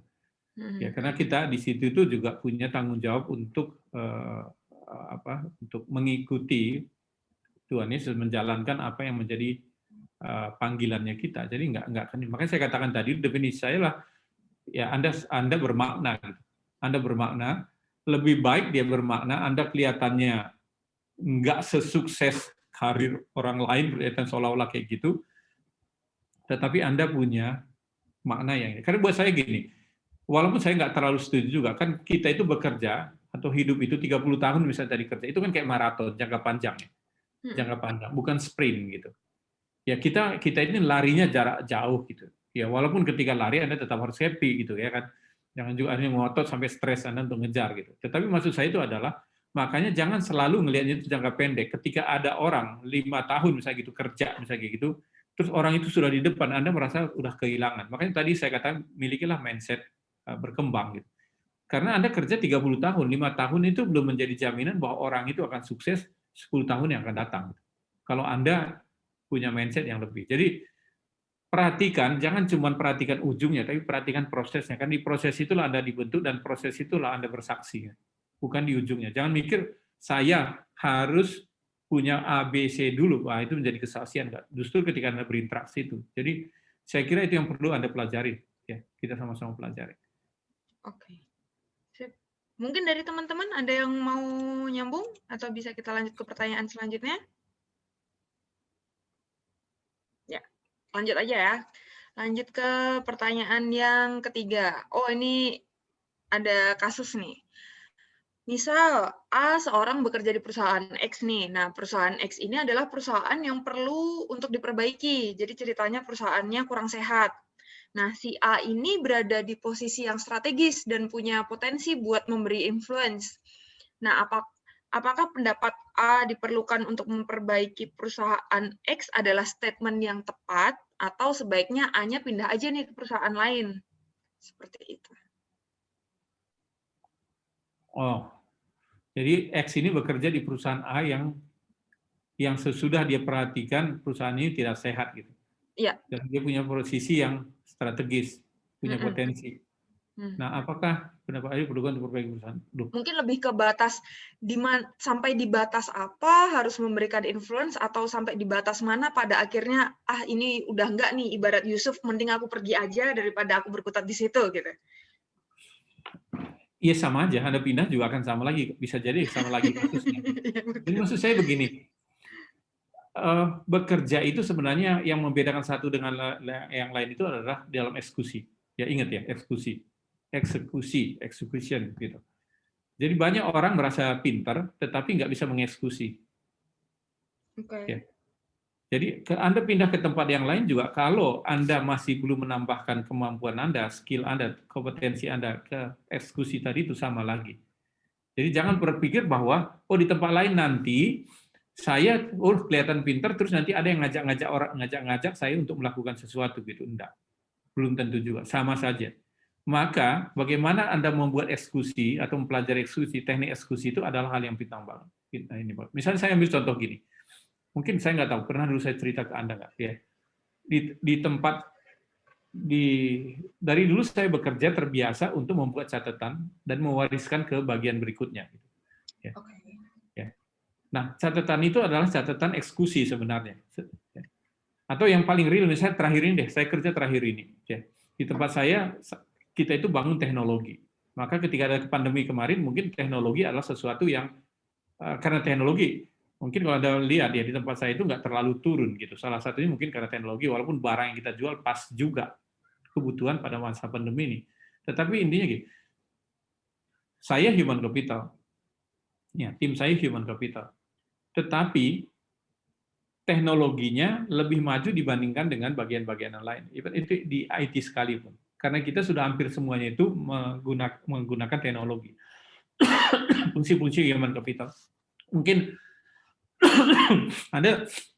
Anda mungkin tidak terlalu ngertinya human capital rekrutmen. Padahal human capital hire itu ada rekrutmen, memang ada assessment, ada talent dan macam-macam gitu. Ada learning, ada strategic, teknologi, ada data misalnya gitu, ada payroll dan seterusnya, banyak banget gitu. Nah, ini sudah masuk. Nah, bagaimana caranya? Kalau saya berpikirnya sama ya. Nah, ini ada sesuatu yang ke depannya itu akan menjadi bermasalah kalau nggak dilarikan ke teknologi misalnya gitu. Ngomong ke atas itu adalah IT mesti yang ngerjain. Tetapi IT-nya tahu bahwa ini belum bisa dikerjakan sama mereka gitu, dengan alasan-alasan tertentu misalnya gitu. Maka apa yang dilakukan? Ngomong ya percuma. Maka lakukanlah. Ketika Anda di situ eksekusi lah. Bagaimana eksekusinya? Nah, itu dia seninya gitu. Bagaimana Anda bisa membuat perubahan tahapan demi tahapan tanpa harus Anda kemana-mana. Anda bisa Anda bisa buat planning ujungnya itu seperti apa, kira-kira nanti depan seperti apa, dan Anda mulai dari startnya seperti apa, dan Anda jaga antara eksekusi prosesnya, eksekusi proses dengan result. Sehingga Anda tahu persis ketika sampai tahapan ini, maka resultnya seperti ini. Mulai dari kecil misalnya kayak gitu. Terus Anda lakukan sampai nanti hasilnya sudah kelihatan, baru Anda cerita. Dan Anda sudah bisa buktikan, misalnya di tempat saya, akhirnya saya bisa buktikan, ya kita bisa buktikan bahwa bisa hemat misalnya 4-6 M per tahun ketika teknologi ini sudah dibuka. Dan mereka sudah nggak bisa ngomong apa-apa lagi kan. Nah, itu kerjaan IT, loh. IT-nya nggak bisa. Tapi kita bisa lakuin. Ini contoh ya. Contoh real ketika, maksud saya contoh yang bisa Anda lakukan. Oke. Ya. Berarti kesimpulannya mending berusaha buat bergerak dulu di situ gitu ya, Bang. Sambil nanti kita bisa memberikan jejak-jejak dalam tanda kutip buat teman rekan setim kita selanjutnya. Loh, sekarang seperti tadi itulah, kalau Anda memang orang yang punya posisi strategis nih, punya potensi, ya buktikan gitu loh. Saya sudah banyak dengar gitu. Saya tidak mengatakan yang nulis ini, teman yang nulis ini enggak gitu. Tapi saya banyak orang mendengar saya ini pintar ngelakuin sesuatu, tapi nggak bisa ngeksekusi, cuma ngomong. Ya, saya bicara ini dari sisi mungkin atasan gitu ya. Banyak orang kayak gitu. Tapi nggak ngeksekusi apa-apa gitu, percuma aja. Nah, oke. Oke, clear. Oke, kalau gitu kita lanjut ke pertanyaan selanjutnya. Oh, ini curhatan para fresh graduate nih. Bang, izin curhat dikit. Sebagai seseorang yang baru lulus, saya merasa sulit memilih pekerjaan yang cocok. Ingin hati pengen kerja di bidang A, tapi di bidang A ini penempatannya jauh dari rumah. Di sisi lain, keluarga minta supaya kerjanya dekat rumah aja, dengan beberapa alasan pribadi. Kondisinya di daerah rumah nggak ada prospek kerja yang bagus karena masih kabupaten kecil. Saya bingung harus gimana, nyari kerjaan di sekitar rumah tapi kurang bisa berkembang, positifnya sih jadi bisa bareng keluarga, atau kerja jauh dari rumah plus bisa berkembang tapi minusnya kondisi keluarga nggak tahu gimana jadinya. Apakah ada saran? Ya, kalau belum merit ya merit lah sama orang yang kaya, punya Waduh. perusahaan gitu ya. Iya kan? Karena semuanya tantangan di dunia kerja, dia nggak mau hadapin ini. Iya kan? Maunya kerja di perusahaan yang besar, di kota yang besar, ya kan? Terus jangan jauh dari rumah dan seterusnya gitu. Lah kalau nggak punya perusahaan sendiri atau bapaknya kaya, misalnya bapak kita kaya, atau akhirnya married sama orang yang punya perusahaan sehingga kita bisa kerja lebih milih, ya nggak bisa. Makanya saya bilang tadi itu, kita ini kerja itu dipanggil gitu loh, dipanggil oleh Tuhan. Pengertian itu dulu. Maka dan kita itu bekerjanya itu jangka panjang 30. Maka buat saya nih dari pengalaman, Anda mau start dari mana juga nggak ada masalah gitu. Asal setiap Anda bekerja itu yakinlah bahwa ada Tuhan di situ dan yakini bahwa Tuhan membentuk Anda siap juga menerima tanggung jawab, terus berkembang di situ sehingga nantinya ada kesempatan-kesempatan yang baru gitu ke depannya. Saya tahu dulu saya di awalnya kerja di perusahaan kontraktor yang nggak jelas juga gitu, kecil banget seperti kayak gitu. Saya tahu persis gajinya kecil banget dulu. Mungkin kalau bandingin dengan yang sekarang, makanya saya percaya banget Tuhan ada di situ. Kalau enggak ya gimana caranya bisa seperti sekarang gitu. Oke. Jadi balik teman-teman, buat saya adalah nggak pasti akan ada tantangannya lah. Ya. Kalau bilang memilih pekerjaan cocok, gimana caranya Anda mau bilang pekerjaan cocok gitu? Kalau Anda belum pernah coba, emang cocok itu seperti apa gitu? Gajinya cocok gitu. Terus budaya perusahaannya cocok gitu. Fasilitasnya cocok, ya kan? Jenjang karirnya cocok gitu lah. Ya itu perusahaan sendiri, benar nggak Natasha? Ya udah bukan sendiri gitu. Jadi nggak akan ada yang seperti kayak gini. Anda mulai aja di mana, pilih dia plus minusnya yang mana, ya, dan yakinkan Tuhan ada di situ, ya udah startlah dari situ. Mau di kota kecil juga nggak ada masalah, asal Anda punya pemahaman yang jauh di depan. Maka saya katakan gini, hiduplah Anda selalu punya impian. Hiduplah Anda dengan jelas goalnya itu di depan seperti apa. Tetapi jangan terpaku dengan goal itu. Ketika Anda tahu di depan Anda harus seperti apa, maka lakukanlah yang terbaik terus-menerus dalam proses itu. Kembangkan diri Anda ke segala arah, supaya Anda akan siap menerima tanggung jawab yang berikutnya. Jadi itu aja yang saya bilang ke teman ini yang nanya gitu ya. Nih menyambung ya, andaikan nih si penanya ini karena nggak tahu ya penanyanya siapa, cuman aku berandai-andai jadi si penanya, misal aku pengennya keluar nih ke yang jauh, cuman kan sebagai anak sebenarnya aku kurang ngerti gitu kekhawatiran orang tua tuh apa sih sampai menahan dalam tanda kutip ya menahan nggak tahu alasannya apa untuk yang deket aja gitu. Karena sebenarnya aku juga tipikal yang pengennya keluar, aduh nyari dulu deh yang lain. Cuman bagaimana aku juga pengen tahu apa sih pemikiran orang tua yang membuat mereka pengen anaknya tuh deket gitu. Jadi aku juga bisa memberi pengertian pada orang tua sebenarnya tuh seperti ini loh, kayak gitu. Ya kalau yang ini sih sebenarnya aku juga mengalami hal yang sama. Anakku baru lulus gitu kan, baru lulus selesai kuliah di Kanada gitu. Cuman kan terakhir ini dia kuliahnya dari sini, jadi kuliahnya lulusnya juga di sini gitu. Oke. Dan sekarang ini Ya kan bisa kerja di sini atau di mana gitu. Ketika kita tanya dia kerja mau di mana gitu, dia bilang ya dia kerja mau di luar gitu. Terus ya mau gimana gitu.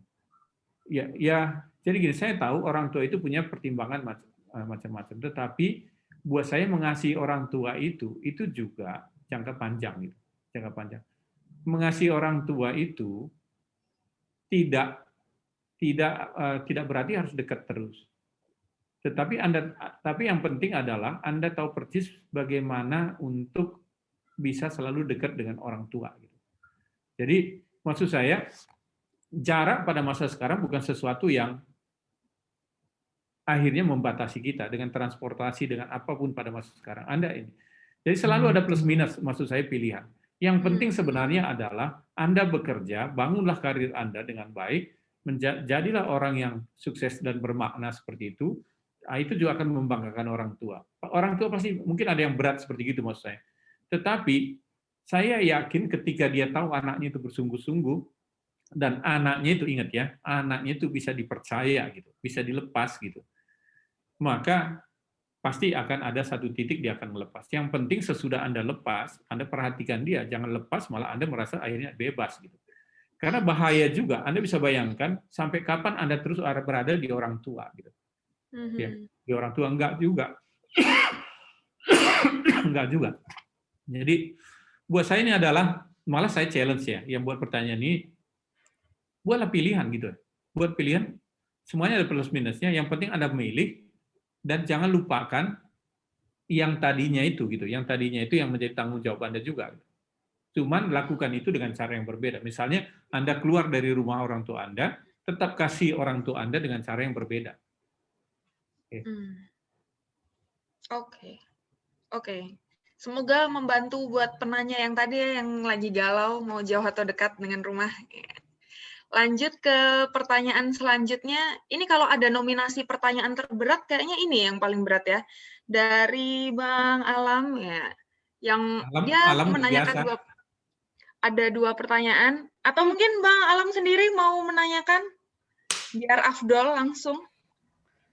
Ya sebenarnya bukan karena berat atau kelihatan keren ya, justru saya ingin bertanya gitu karena ini jadi isu yang krusial, isu yang sangat yang sebenarnya fenomena gunung es begitu. Ada salah satu yang saya lihat itu di sini, yang sini sebenarnya tidak salah ya sebenarnya dengan penggunaan teknologi. Sebenarnya teknologi pun sebenarnya berkembang kan dari zaman papirus, kertas, komputer dan sebagainya. Sekarang kita gunakan setiap hari, bahkan untuk yang sederhana seperti pensil dan kertas adalah yaitu, tapi tergantung kepada orangnya.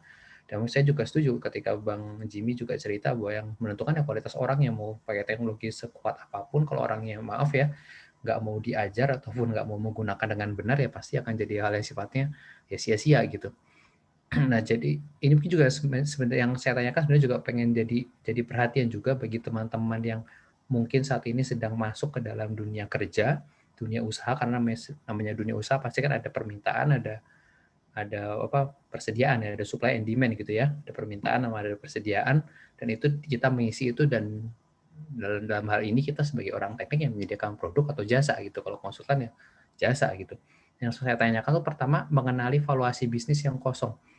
Jadi ada beberapa isu yang lagi ini nih yang menarik gitu loh, apalagi ngelihat beberapa BUMN yang kayak Garuda Indonesia, lalu juga Uber, lalu juga Goto sendiri yang kemarin habis demo kan ya, teman-teman yang di Jabodetabek mungkin tahu gitu, setelah valuasi atau initial public offering. Kamu dari jauh juga ngikutin ya? Ya saya mah cuma pemerhati aja Bang.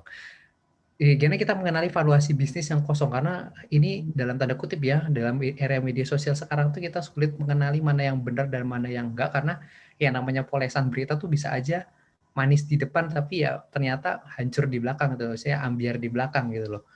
Jadi ini jadi semacam tipuan, jadi kelihatan keren di media sosial atau mungkin berita-beritanya keren gitu ya di dalam pemberitaan, tapi ternyata ya maaf kata ada manajemen yang nggak diberesin gitu loh. Dan saya jujur saya sih merasa saya merasa jangan sampai lah Goto tuh bubar gitu, karena ada suntikan dana segala gitu loh dari negara gitu, salah satunya Telkomsel. Tapi yang saya mau tanyakan, gimana kita mengenali hal yang kosong ini gitu loh, karena internet bubble burst tahun 2000 seperti itu gitu. valuasi properti di US yang sempat bikin krisis ekonomi dunia tahun 2008 juga awalnya dari situ. Dari valuasi yang membesar kelihatan keren, jadi orang pada masuk ke situ, tapi ternyata isinya bodong gitu loh. Itu satu. Yang kedua, bagaimana ya dengan konsep budaya perusahaan ini, sekali lagi ini mungkin dari pengalaman pribadi ya. Setelah kemarin kita bulan Mei 2020 kami putus kontrak dengan klien karena pandemi, lalu dikasih arahan untuk belajar yang sifatnya soft skills seperti Agile, Lean, Sigma dan seterusnya gitu loh. Yang ini ada juga nih, ada saya sih tidak melarang untuk orang belajar hal yang baru, itu wajib. Maksudnya kita sebagai pribadi manusia pembelajar harus terus-menerus belajar dengan cara yang baik. Tapi bagaimana nih kita, apalagi mungkin buat alumni muda yang mungkin, dan juga mungkin dalam budaya ketimuran kita yang ini ada yang salah, walaupun ini diterapkan, tapi dalam tanda kutip ini cuma sebatas jargon kosong, jadi kayak cuman jangan keren-kerenan, ikutan tren dalam budaya kerja agile atau lean gitu, tapi ternyata nggak dieksekusi dengan baik, cuma omongan doang, tapi ternyata tidak ada keseimbangan yang tadi juga disebutkan, ternyata ya itu cuman istilahnya cuman apa ya, pemanis ini aja, pemanis istilah aja gitu. Jadi ya sekali lagi ini jadi salah satu fenomena yang kita lihat di era teknologi informasi komunikasi sekarang, era media sosial dalam tanda kutip era pamer gitu, padahal mungkin dalam isinya kosong gitu loh. Jadi dua itu pertanyaan yang mungkin bisa saya sampaikan. Mungkin Bang Jimmy ada tambahan tentang hal itu, karena jujur saya nggak tahu bagaimana kondisi sebenarnya di dalam mungkin budaya kerja yang berbeda di budaya timur Indonesia atau mungkin di budaya kerja lain itu berbeda. Ya, saya nggak tahu. Terima kasih. Aku mau nambahin dikit, boleh? Mungkin nanti sambil jalan, sebagai aku orang yang sangat awam, bisa bantu dijelasin juga ntar masing-masing istilah kayak Lean, Sigma, karena jujur ini baru banget. Jadi mungkin buat teman-teman juga yang mungkin baru pertama kali dengar bisa mengakrabkan diri dengan istilah-istilah ini, Bang. Thank you. Ya, nanti Alam akan jelasin deh. Itu jadi gini, mungkin ada bukunya kok. Jadi mungkin ya saya mungkin orang yang dari awal juga sama, nggak terlalu percaya dengan e-commerce gitu, dengan terlalu cepat gitu, dan memang banyak sekali menabrak aturan yang ada. Tetapi kalau saya sih ngelihatnya gini, itu adalah realitas yang terjadi, yang memang kita sekarang hidup di zaman yang peran sejak digital itu, peran media itu luar biasa sekali untuk mengamplifikasi sesuatu. Ya, tinggal nunggu aja ada tren apa, terus buat ada triggernya apa, amplifikasi, terus nanti ada dorongan tinggal ada gerakan-gerakan tertentu, terus di situ ada nego gitu. Itu kan logika yang dibangun oleh Renal Kasali misalnya, seperti kayak gitu. Jadi itu yang terjadi sekarang ini sebenarnya, ya kan? Teknologi maju kayak gitu, tinggal ada triggernya apa dibuat kayak gitu. Oh, cara jual orang itu seperti kayak gini gitu. Amplifikasi, oh e-commerce itu akan maju segini nih, dan seterusnya. Terus salah gerakan sana sini buatin apa kayak gitu ya. Ya kan? Terus habis itu ya udah nego lah terkait dengan banyak hal yang bisa menguntungkan dan seterusnya. Nah, itu yang terjadi. Cuman tadi saya ambil satu contoh ya. Saya tidak akan panjang di sini karena mungkin agak ini dengan tema kita. Jadi maksud saya gini. Contoh tadi e-commerce. Contoh misalnya e-commerce yang katakan tadi itu. Bahwa di retail e-commerce itu trennya sekarang itu adalah, tadinya kan orang berpikir bahwa e-commerce itu akan bisa besar, transaksi akan membesar, tapi kan suntikan yang selalu sebenarnya masih rugi, nggak tahu mana yang untung kayak gitu. Disuntik terus sebenarnya dana orang yang diputar-putar gitu, yang punya yang kaya gitu. Nah, yang menarik itu sebenarnya kan sekarang ini adalah ketika sudah sampai kepada satu titik tertentu, ternyata e-commerce itu larinya itu ke off retail juga gitu. Ya. Yang kitanya di retail yang offline itu larinya juga butuh ke teknologi. Jadi sekarang ini trennya itu adalah sama-sama maju gitu. Crossing dia gitu kayak gitu. Ya saya tidak bisa sebutkan saat ini, tapi kita tahu persis karena kita di bidang ini gitu. Beberapa yang e-commerce yang lain. Termasuk sebenarnya seperti kita ngomongin tentang Gojek, Topet gitu. Itu kan ngomongin tentang gabungnya antara e-commerce teknologinya apa namanya e-commerce yang punya data dengan e-commerce yang punya transportasi dan sebagainya. Mereka bisa jadi akan butuh apa yang offline-nya gitu. Coba nanti lihat ke depannya mau seperti apa dan seterusnya. Jadi mungkin ini agak membingungkan buat beberapa orang kali ya, Adolina. Ya, jadi tapi intinya adalah memang kita harus hati-hati di bidang ini, kita harus hati-hati. Buat saya yang menarik sebenarnya adalah bagaimana tren teknologi yang mendisrupt banyak perusahaan. Nah, itu sama dengan yang kedua tadi, yang Alam bilang yang kedua ini. Jadi banyak yang ikut-ikutan memang sekarang ini. Saya sering ketawa gitu, ketawa karena banyak orang mengatakan, oh kita sudah masuk teknologi. Maksudnya masuk teknologi gimana? Oh sekarang kita meeting udah pakai Zoom gitu. Astaga, digitalisasi ngomongin Zoom gitu kan. Terus yang ngomongin lagi, oh gimana? Oh kita sudah masuk teknologi, apa sekarang sudah bisa dikerjakan dengan teknologi? Maksudnya gimana? Ya kita udah nggak apa, kita sudah bisa melalui web atau apa apps. Terus ini prosesnya kita itu sekarang sudah melalui sistem. Tapi ketika dilihat, oh cuma dipindahkan prosesnya ke sistem gitu, bukan mendisrupt yang tadinya berseri prosesnya tetap aja di sistem berseri, bukan per paralel. Yang tadinya 10 step mestinya jadi tinggal 5 misalnya step karena paralel, bisa nyinggung ke macam-macam ekosistemnya misalnya kayak gitu, dan tetap aja seperti gitu. Saya juga ketawa gitu. Kenapa? Karena impact-nya sebenarnya nggak terlalu besar, padahal mestinya impact-nya itu besar sekali. Jadi kalau kita melihat bagaimana perusahaan di sekarang ini semuanya lari, makanya orang berbondong-bondong gitu. Semuanya lari ke teknologi, ke digitalisasi dan seterusnya. Tapi memang belum banyak yang mikirin konsepnya. Jadi intinya kayak gini. Saya sering katakan ke internal kita juga. Kalau buat bisnis, misalnya bisnis itu dari awal sudah terkait dengan teknologi. Jadi sudah dipikirkan bagaimana dia prosesnya dari ujung ke ujung itu sudah dikaitkan dari awal, sudah didesain dengan teknologi. Mestinya kayak gitu dia. Intinya gampangannya seperti kayak gitu.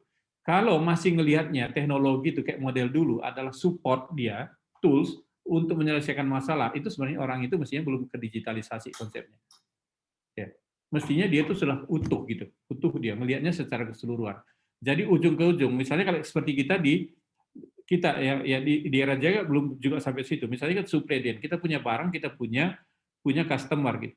Mestinya bukan cuma barangnya itu semakin makin kita ngerti dengan teknologi, terus customer-nya juga kita bangun data, selesai. Di tengahnya juga itu harus nyatu. Jadi ujung ke ujung mestinya nyatu bisa disrupt oleh teknologi secara keseluruhan. Nah, kalau ada perusahaan yang sudah mikirkan sampai seperti itu ya itu yang dia nggak jargon-jargon tadi itu. Ya.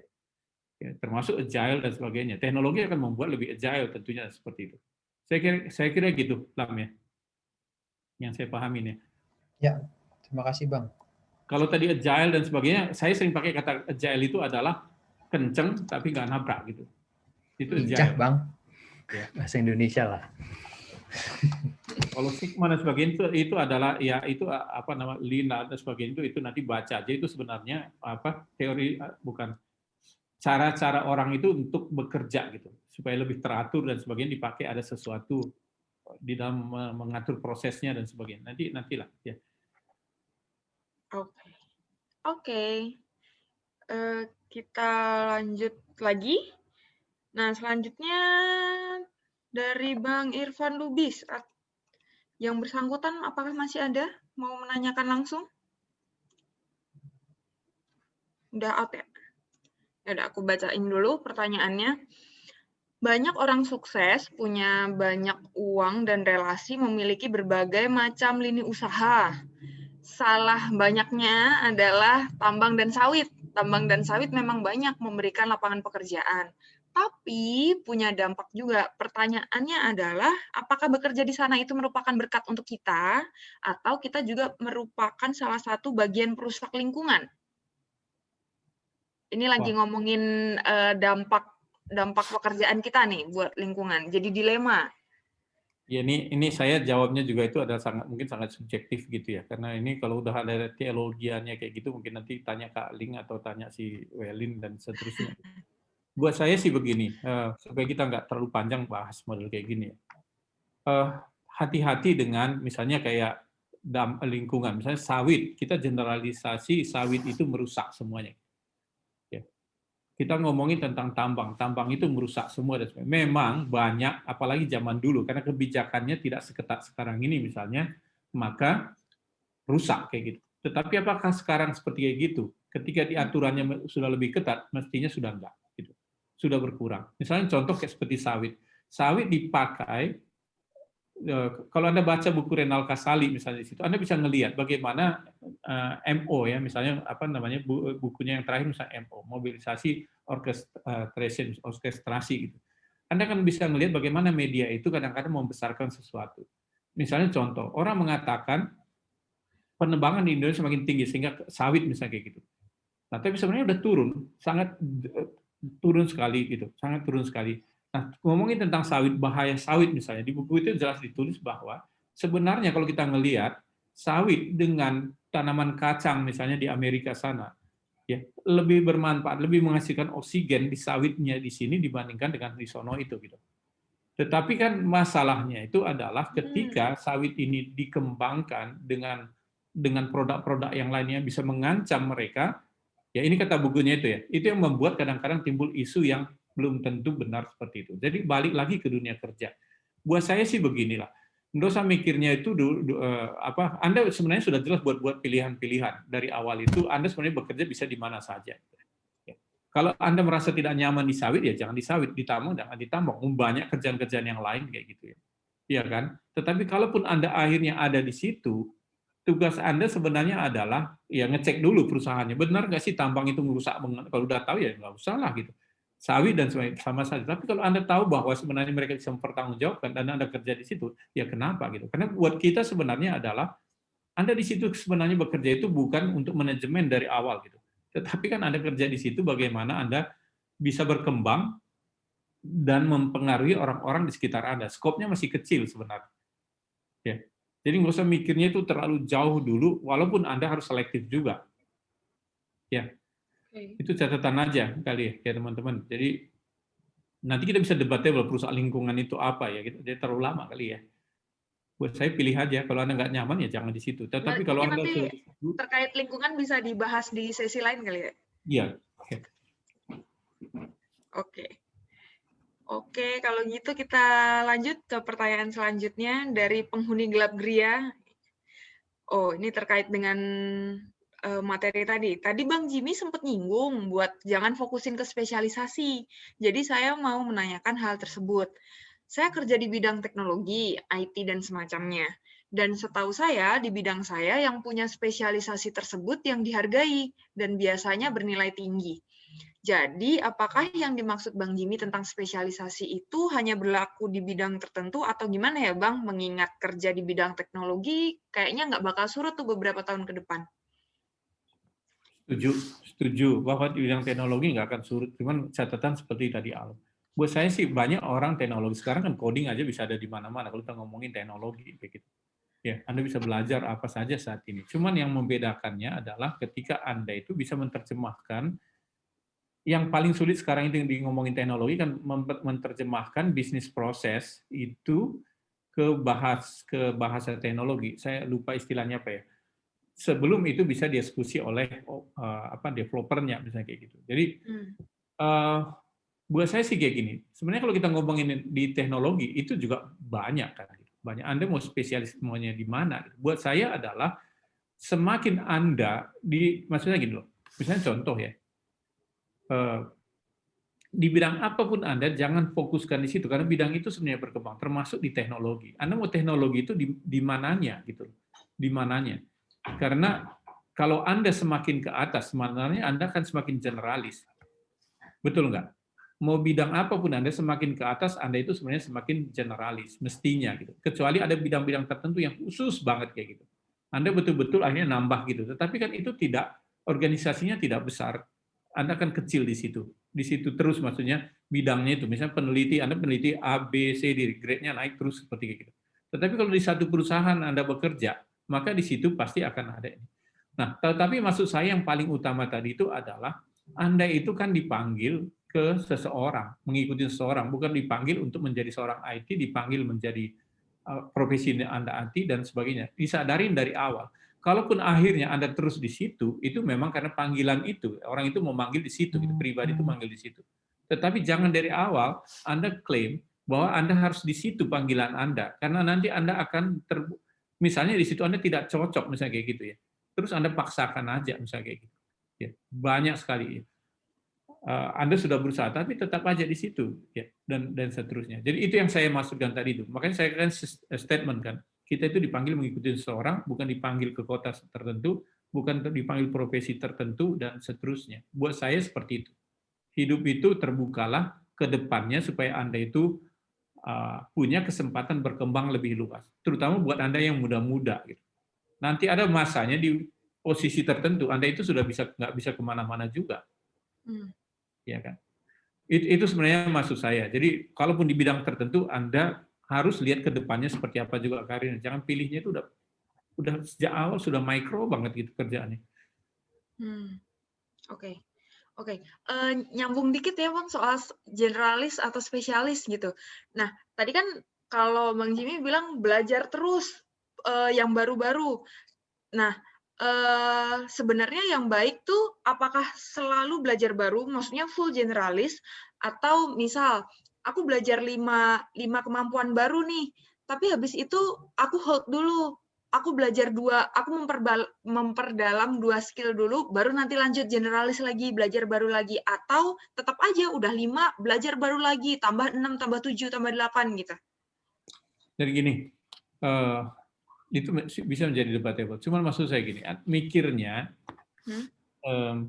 begini.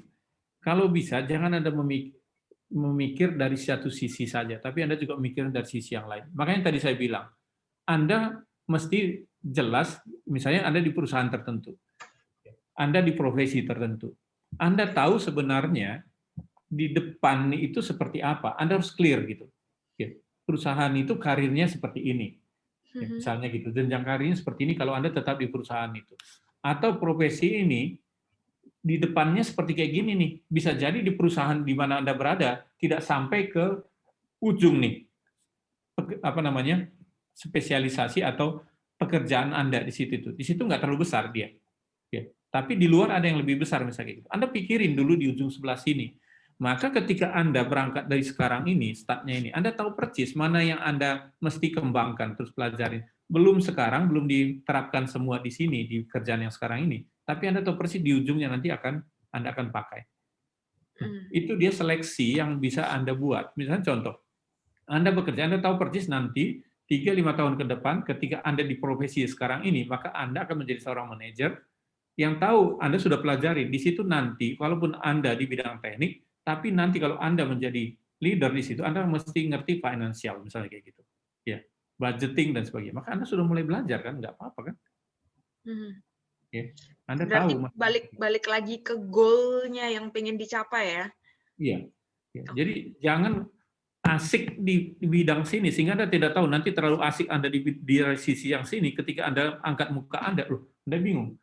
Saya udah sampai kemana nih sebenarnya? Ternyata goalnya sebelah sono gitu. Terus Anda larinya ke sebelah sana, kasihkan dengan apa yang ada sehari-hari. Oke. Sip. Lanjut lagi ya ke pertanyaan selanjutnya.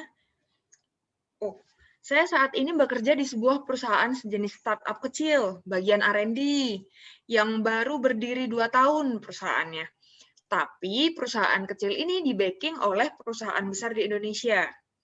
Namun, saya tidak mengetahui tujuan yang jelas di tiap proyeknya nih yang saya lakukan, karena atasan saya langsung memberi saya tugas tanpa memberitahu tujuan besarnya. Jadi dia ngerjain aja tanpa tahu sebenarnya kemana sih tujuannya gitu.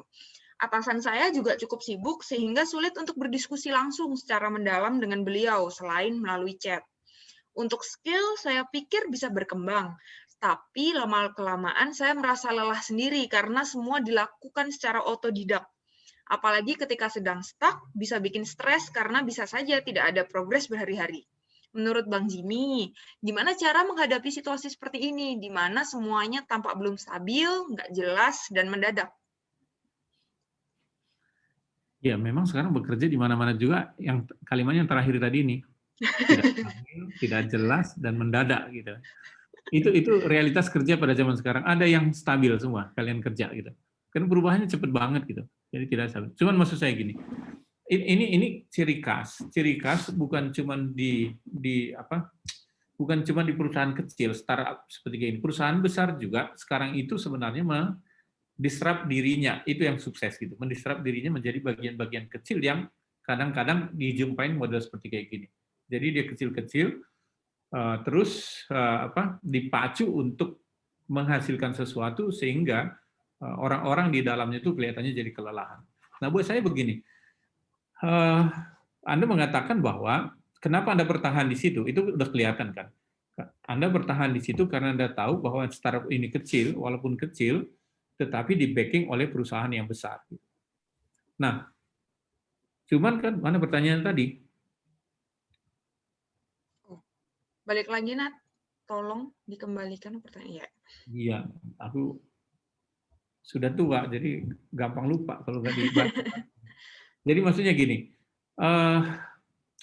ya realitasnya atasan cukup sibuk dan sebagainya.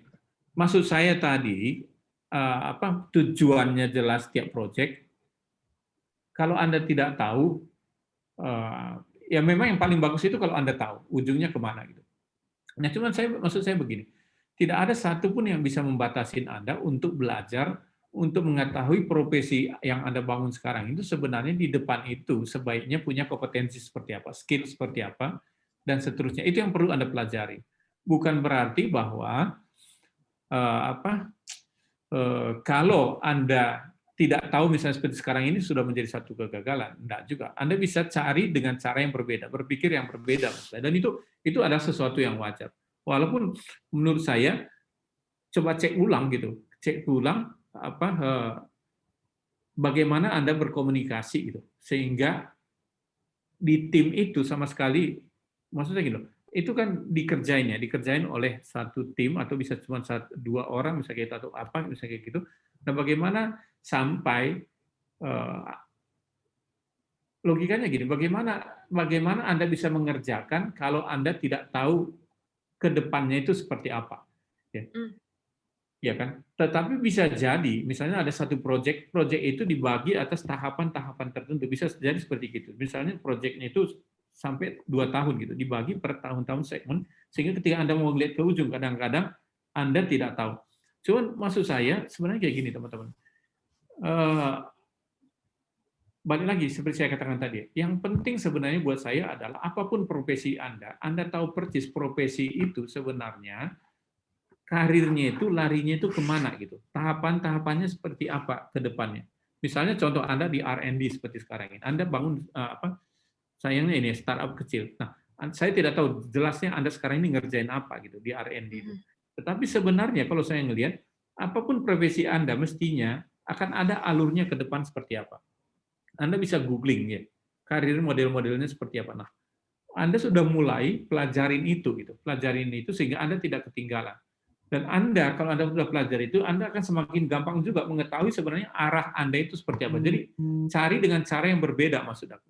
Anda bisa tanya langsung sebenarnya, satu sisi, kemana proyek ini, tapi Anda juga bisa dengan cara yang lain, yaitu Anda pelajarin sebenarnya model-model profesi yang Anda tekunin sekarang ini, ke depannya itu sebenarnya jenjangnya, terus kompetensinya, skill yang dibutuhkan itu seperti apa. Nanti Anda akan ada lebih gampang memahami apa yang terjadi saat ini dengan Anda.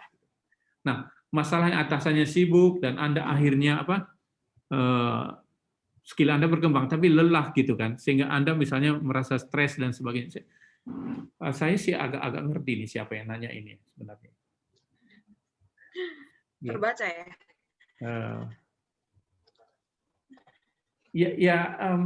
Jadi maksud saya gitu, jangan selalu Anda takut ketika Anda ada titik jenuhnya gitu. Ada titik jenuhnya, ya nggak apa-apa, itulah kehidupan gitu. Kadang-kadang, apalagi pada pandemi pada masa sekarang ini, banyak sekali orang yang sebenarnya tidak seimbang gitu, tidak seimbang. Ya, jadi ada orang barusan ya ketemu sama saya, orangnya bagus dan dia resign.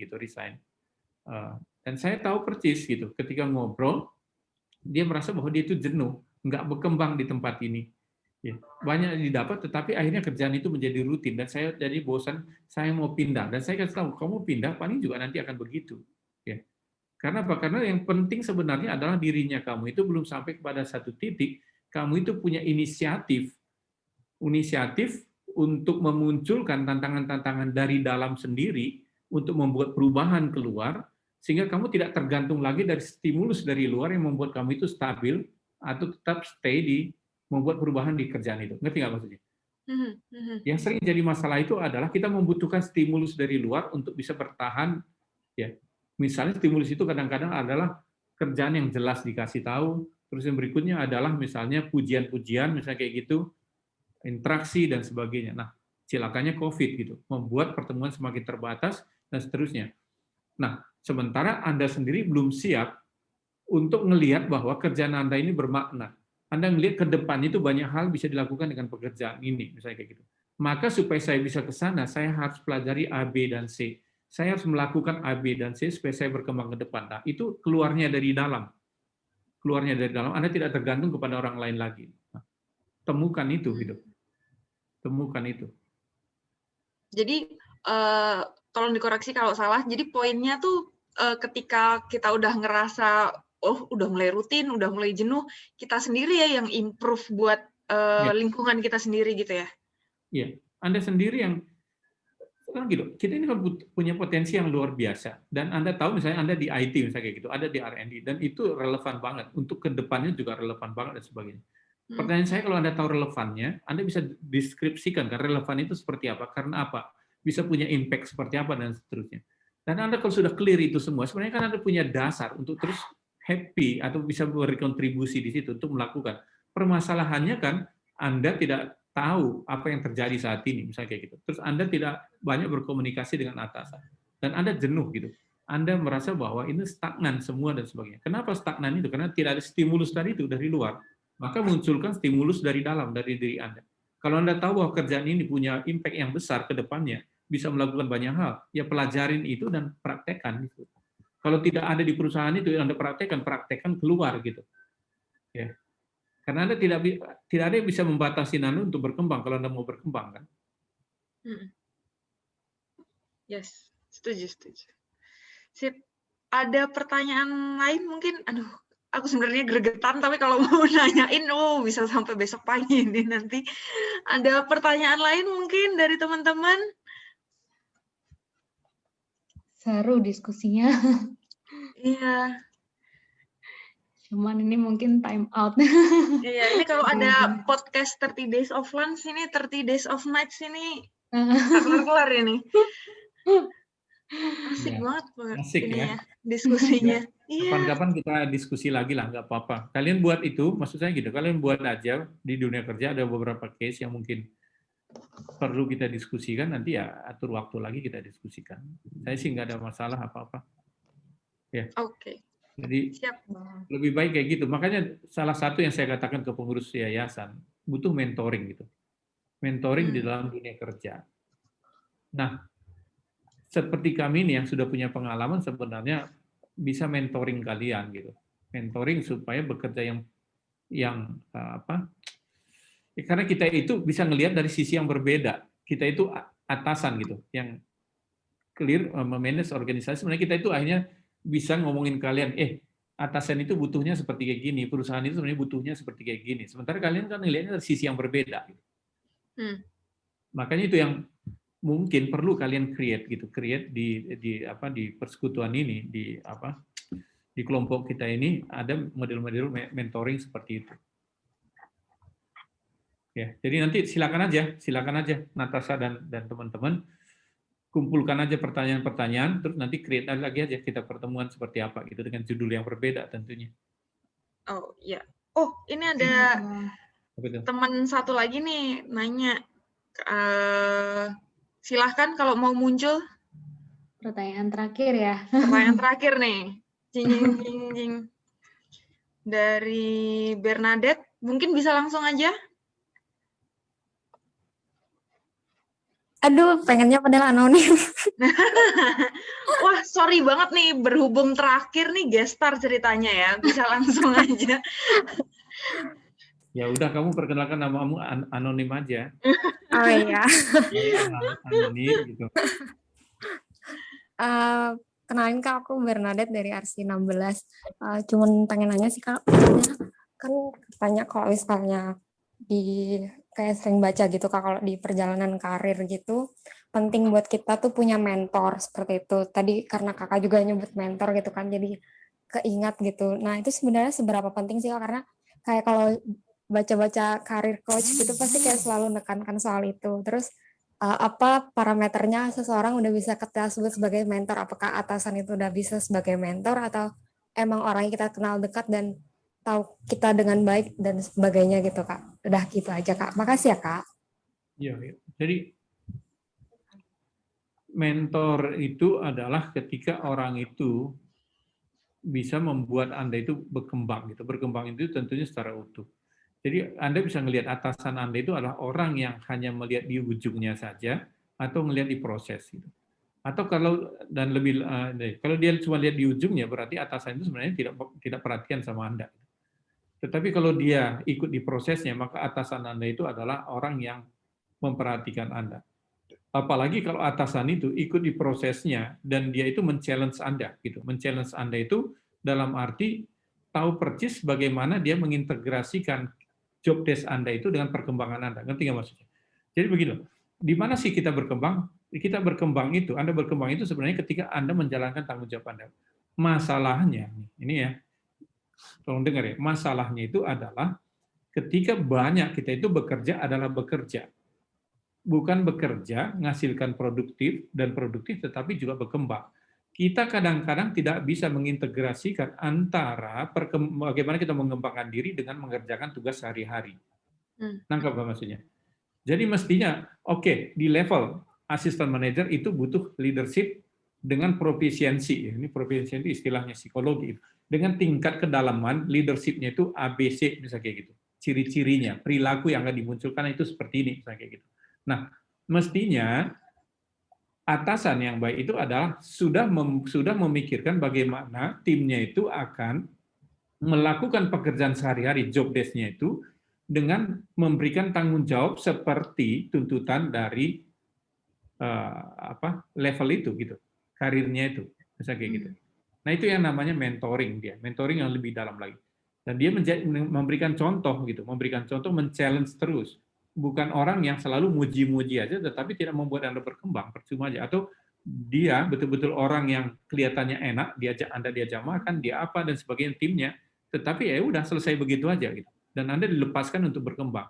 Nah, itu dia yang namanya prinsip mentoring. Jadi mentoring itu bisa Anda dapatkan dari mana aja sebenarnya. Ya. Yang penting Anda tahu persis ketika Anda berinteraksi dengan dia men-challenge Anda, gitu, men-challenge Anda dan betul-betul Anda tahu ketika Anda berinteraksi dengan dia, Anda itu berkembang, gitu. Kemampuannya berkembang. Tentunya berkembang dari banyak hal. Seperti kan tadi itu kan manusia itu harus berkembang dari berbagai sisi kan. Jadi Anda bisa bermentoring dengan orang yang bisa jadi orang itu nggak utuh banget dari sisi emosional dan sebagainya kayak gitu. Tetapi carilah orang yang utuh tadi itu kalau bisa, gitu. Sehingga Anda dikembangkan itu betul-betul secara utuh. Tapi kalaupun nggak ada, ya Anda bisa milih-milih, oh ke orang ini saya bisa belajar tentang ini, ke orang ini bisa belajar tentang ini, dan seterusnya. Ya, begitu ya, Bernadette. Ya, makasih Kak. Oke. Saya juga sudah lemas. Disudahi dulu ya, kalau ini dilanjut lagi tidak akan selesai kayaknya. Atau mungkin ada open discussion via email mungkin, Bang Jimmy? Atau kita Silakan buat sesi baru aja? Gimana? Silakan aja, dan Anda kalau mau tanya nih saya kasih ya. Oke. Ini apa namanya? Di email ya. Ya.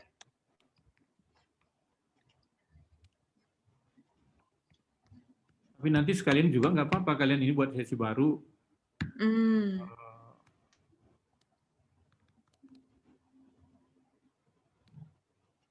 Ini aja ya, ntar ke everyone. Itu ya. Oke. Siap. Nah, buat teman-teman yang mungkin masih penasaran, emailnya masih tuh pengen ini. nanya. Email nomor teleponnya salah tuh. Oh, coba.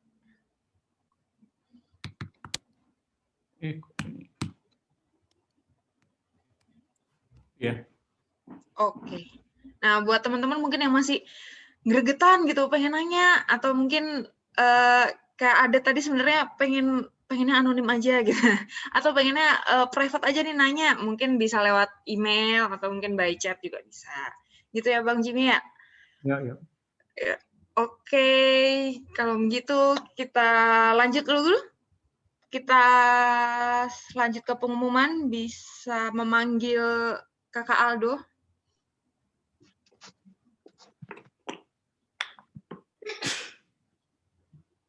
Ya, langsung saja mungkin. Yang pertama, pengumuman buat teman-teman semuanya yang belum follow IG YKT Gama, bisa di-follow di @YKT-Gama ya. Di situ ada update mengenai agenda kegiatan persekutuan kita dan info-info terbaru gitu sih. Berikutnya, yang kedua juga ada channel YouTube-nya di YKT Gama Alumni PMKT. Buat teman-teman mungkin yang bisa ketinggalan atau ingin nonton lagi mengenai PD-PD YKT, bisa cek di YouTube-nya juga. Kemudian yang ketiga juga teman yang mungkin rindu untuk ber-KTP bisa menghubungi Kak Kristi atau Kak Nela di nomor tersebut. Oke, berikutnya ya yang terakhir buat teman-teman semua mungkin yang ingin mendukung dalam dana di Yayasan Alumni bisa transfer ke rekening Yayasan Alumni atas nama Kak Bianda ini di nomor rekening tersebut ya. Dan oh ya, ada lagi nih yang terakhir, ada pembukaan pengurus untuk Yayasan Alumni PMKT tahun 2021 sampai 2024. Ini ada 5 komisi, ada komisi pembinaan kelompok besar, kelompok kecil, komisi sosial dan misi, komisi pemerhati, dan komisi multimedia dan basis data. Ini bisa menghubungi Kak Frans, Arsitektur 2001 di nomor yang ada di layar ini ya. Nah, mungkin terakhir ada foto bersama ini, langsung aja berarti atau gimana? Boleh teman-teman nyalakan kameranya, kita foto bersama.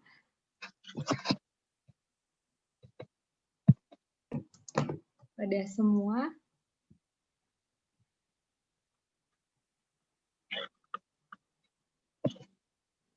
Udah, Grace, Ivan, Adet. Mana nih mukanya? Oke, udah semua ya. Oh, Bang Indra belum. Adet. Oh, Adet nggak bisa katanya. Oke deh, kita foto sama-sama ya. 1, 2, 3. Oke, sudah dikembalikan ke Adel. Thank you.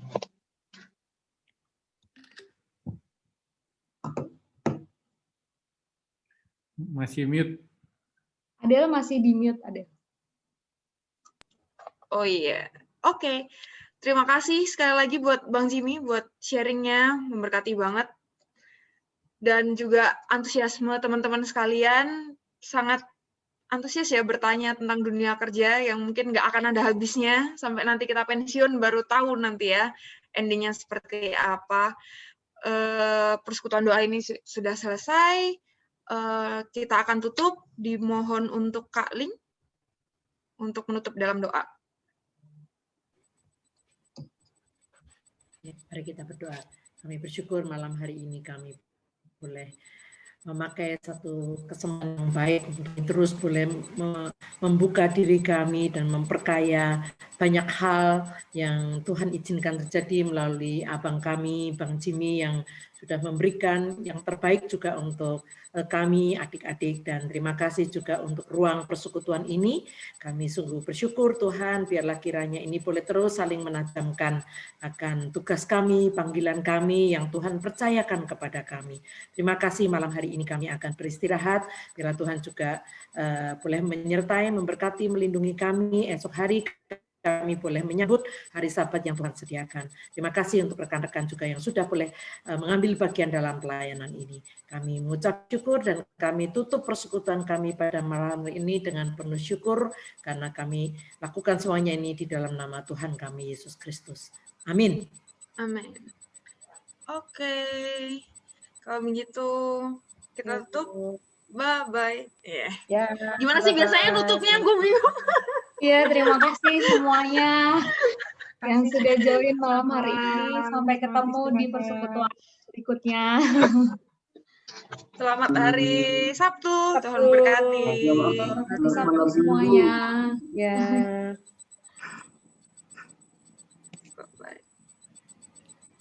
Bye bye.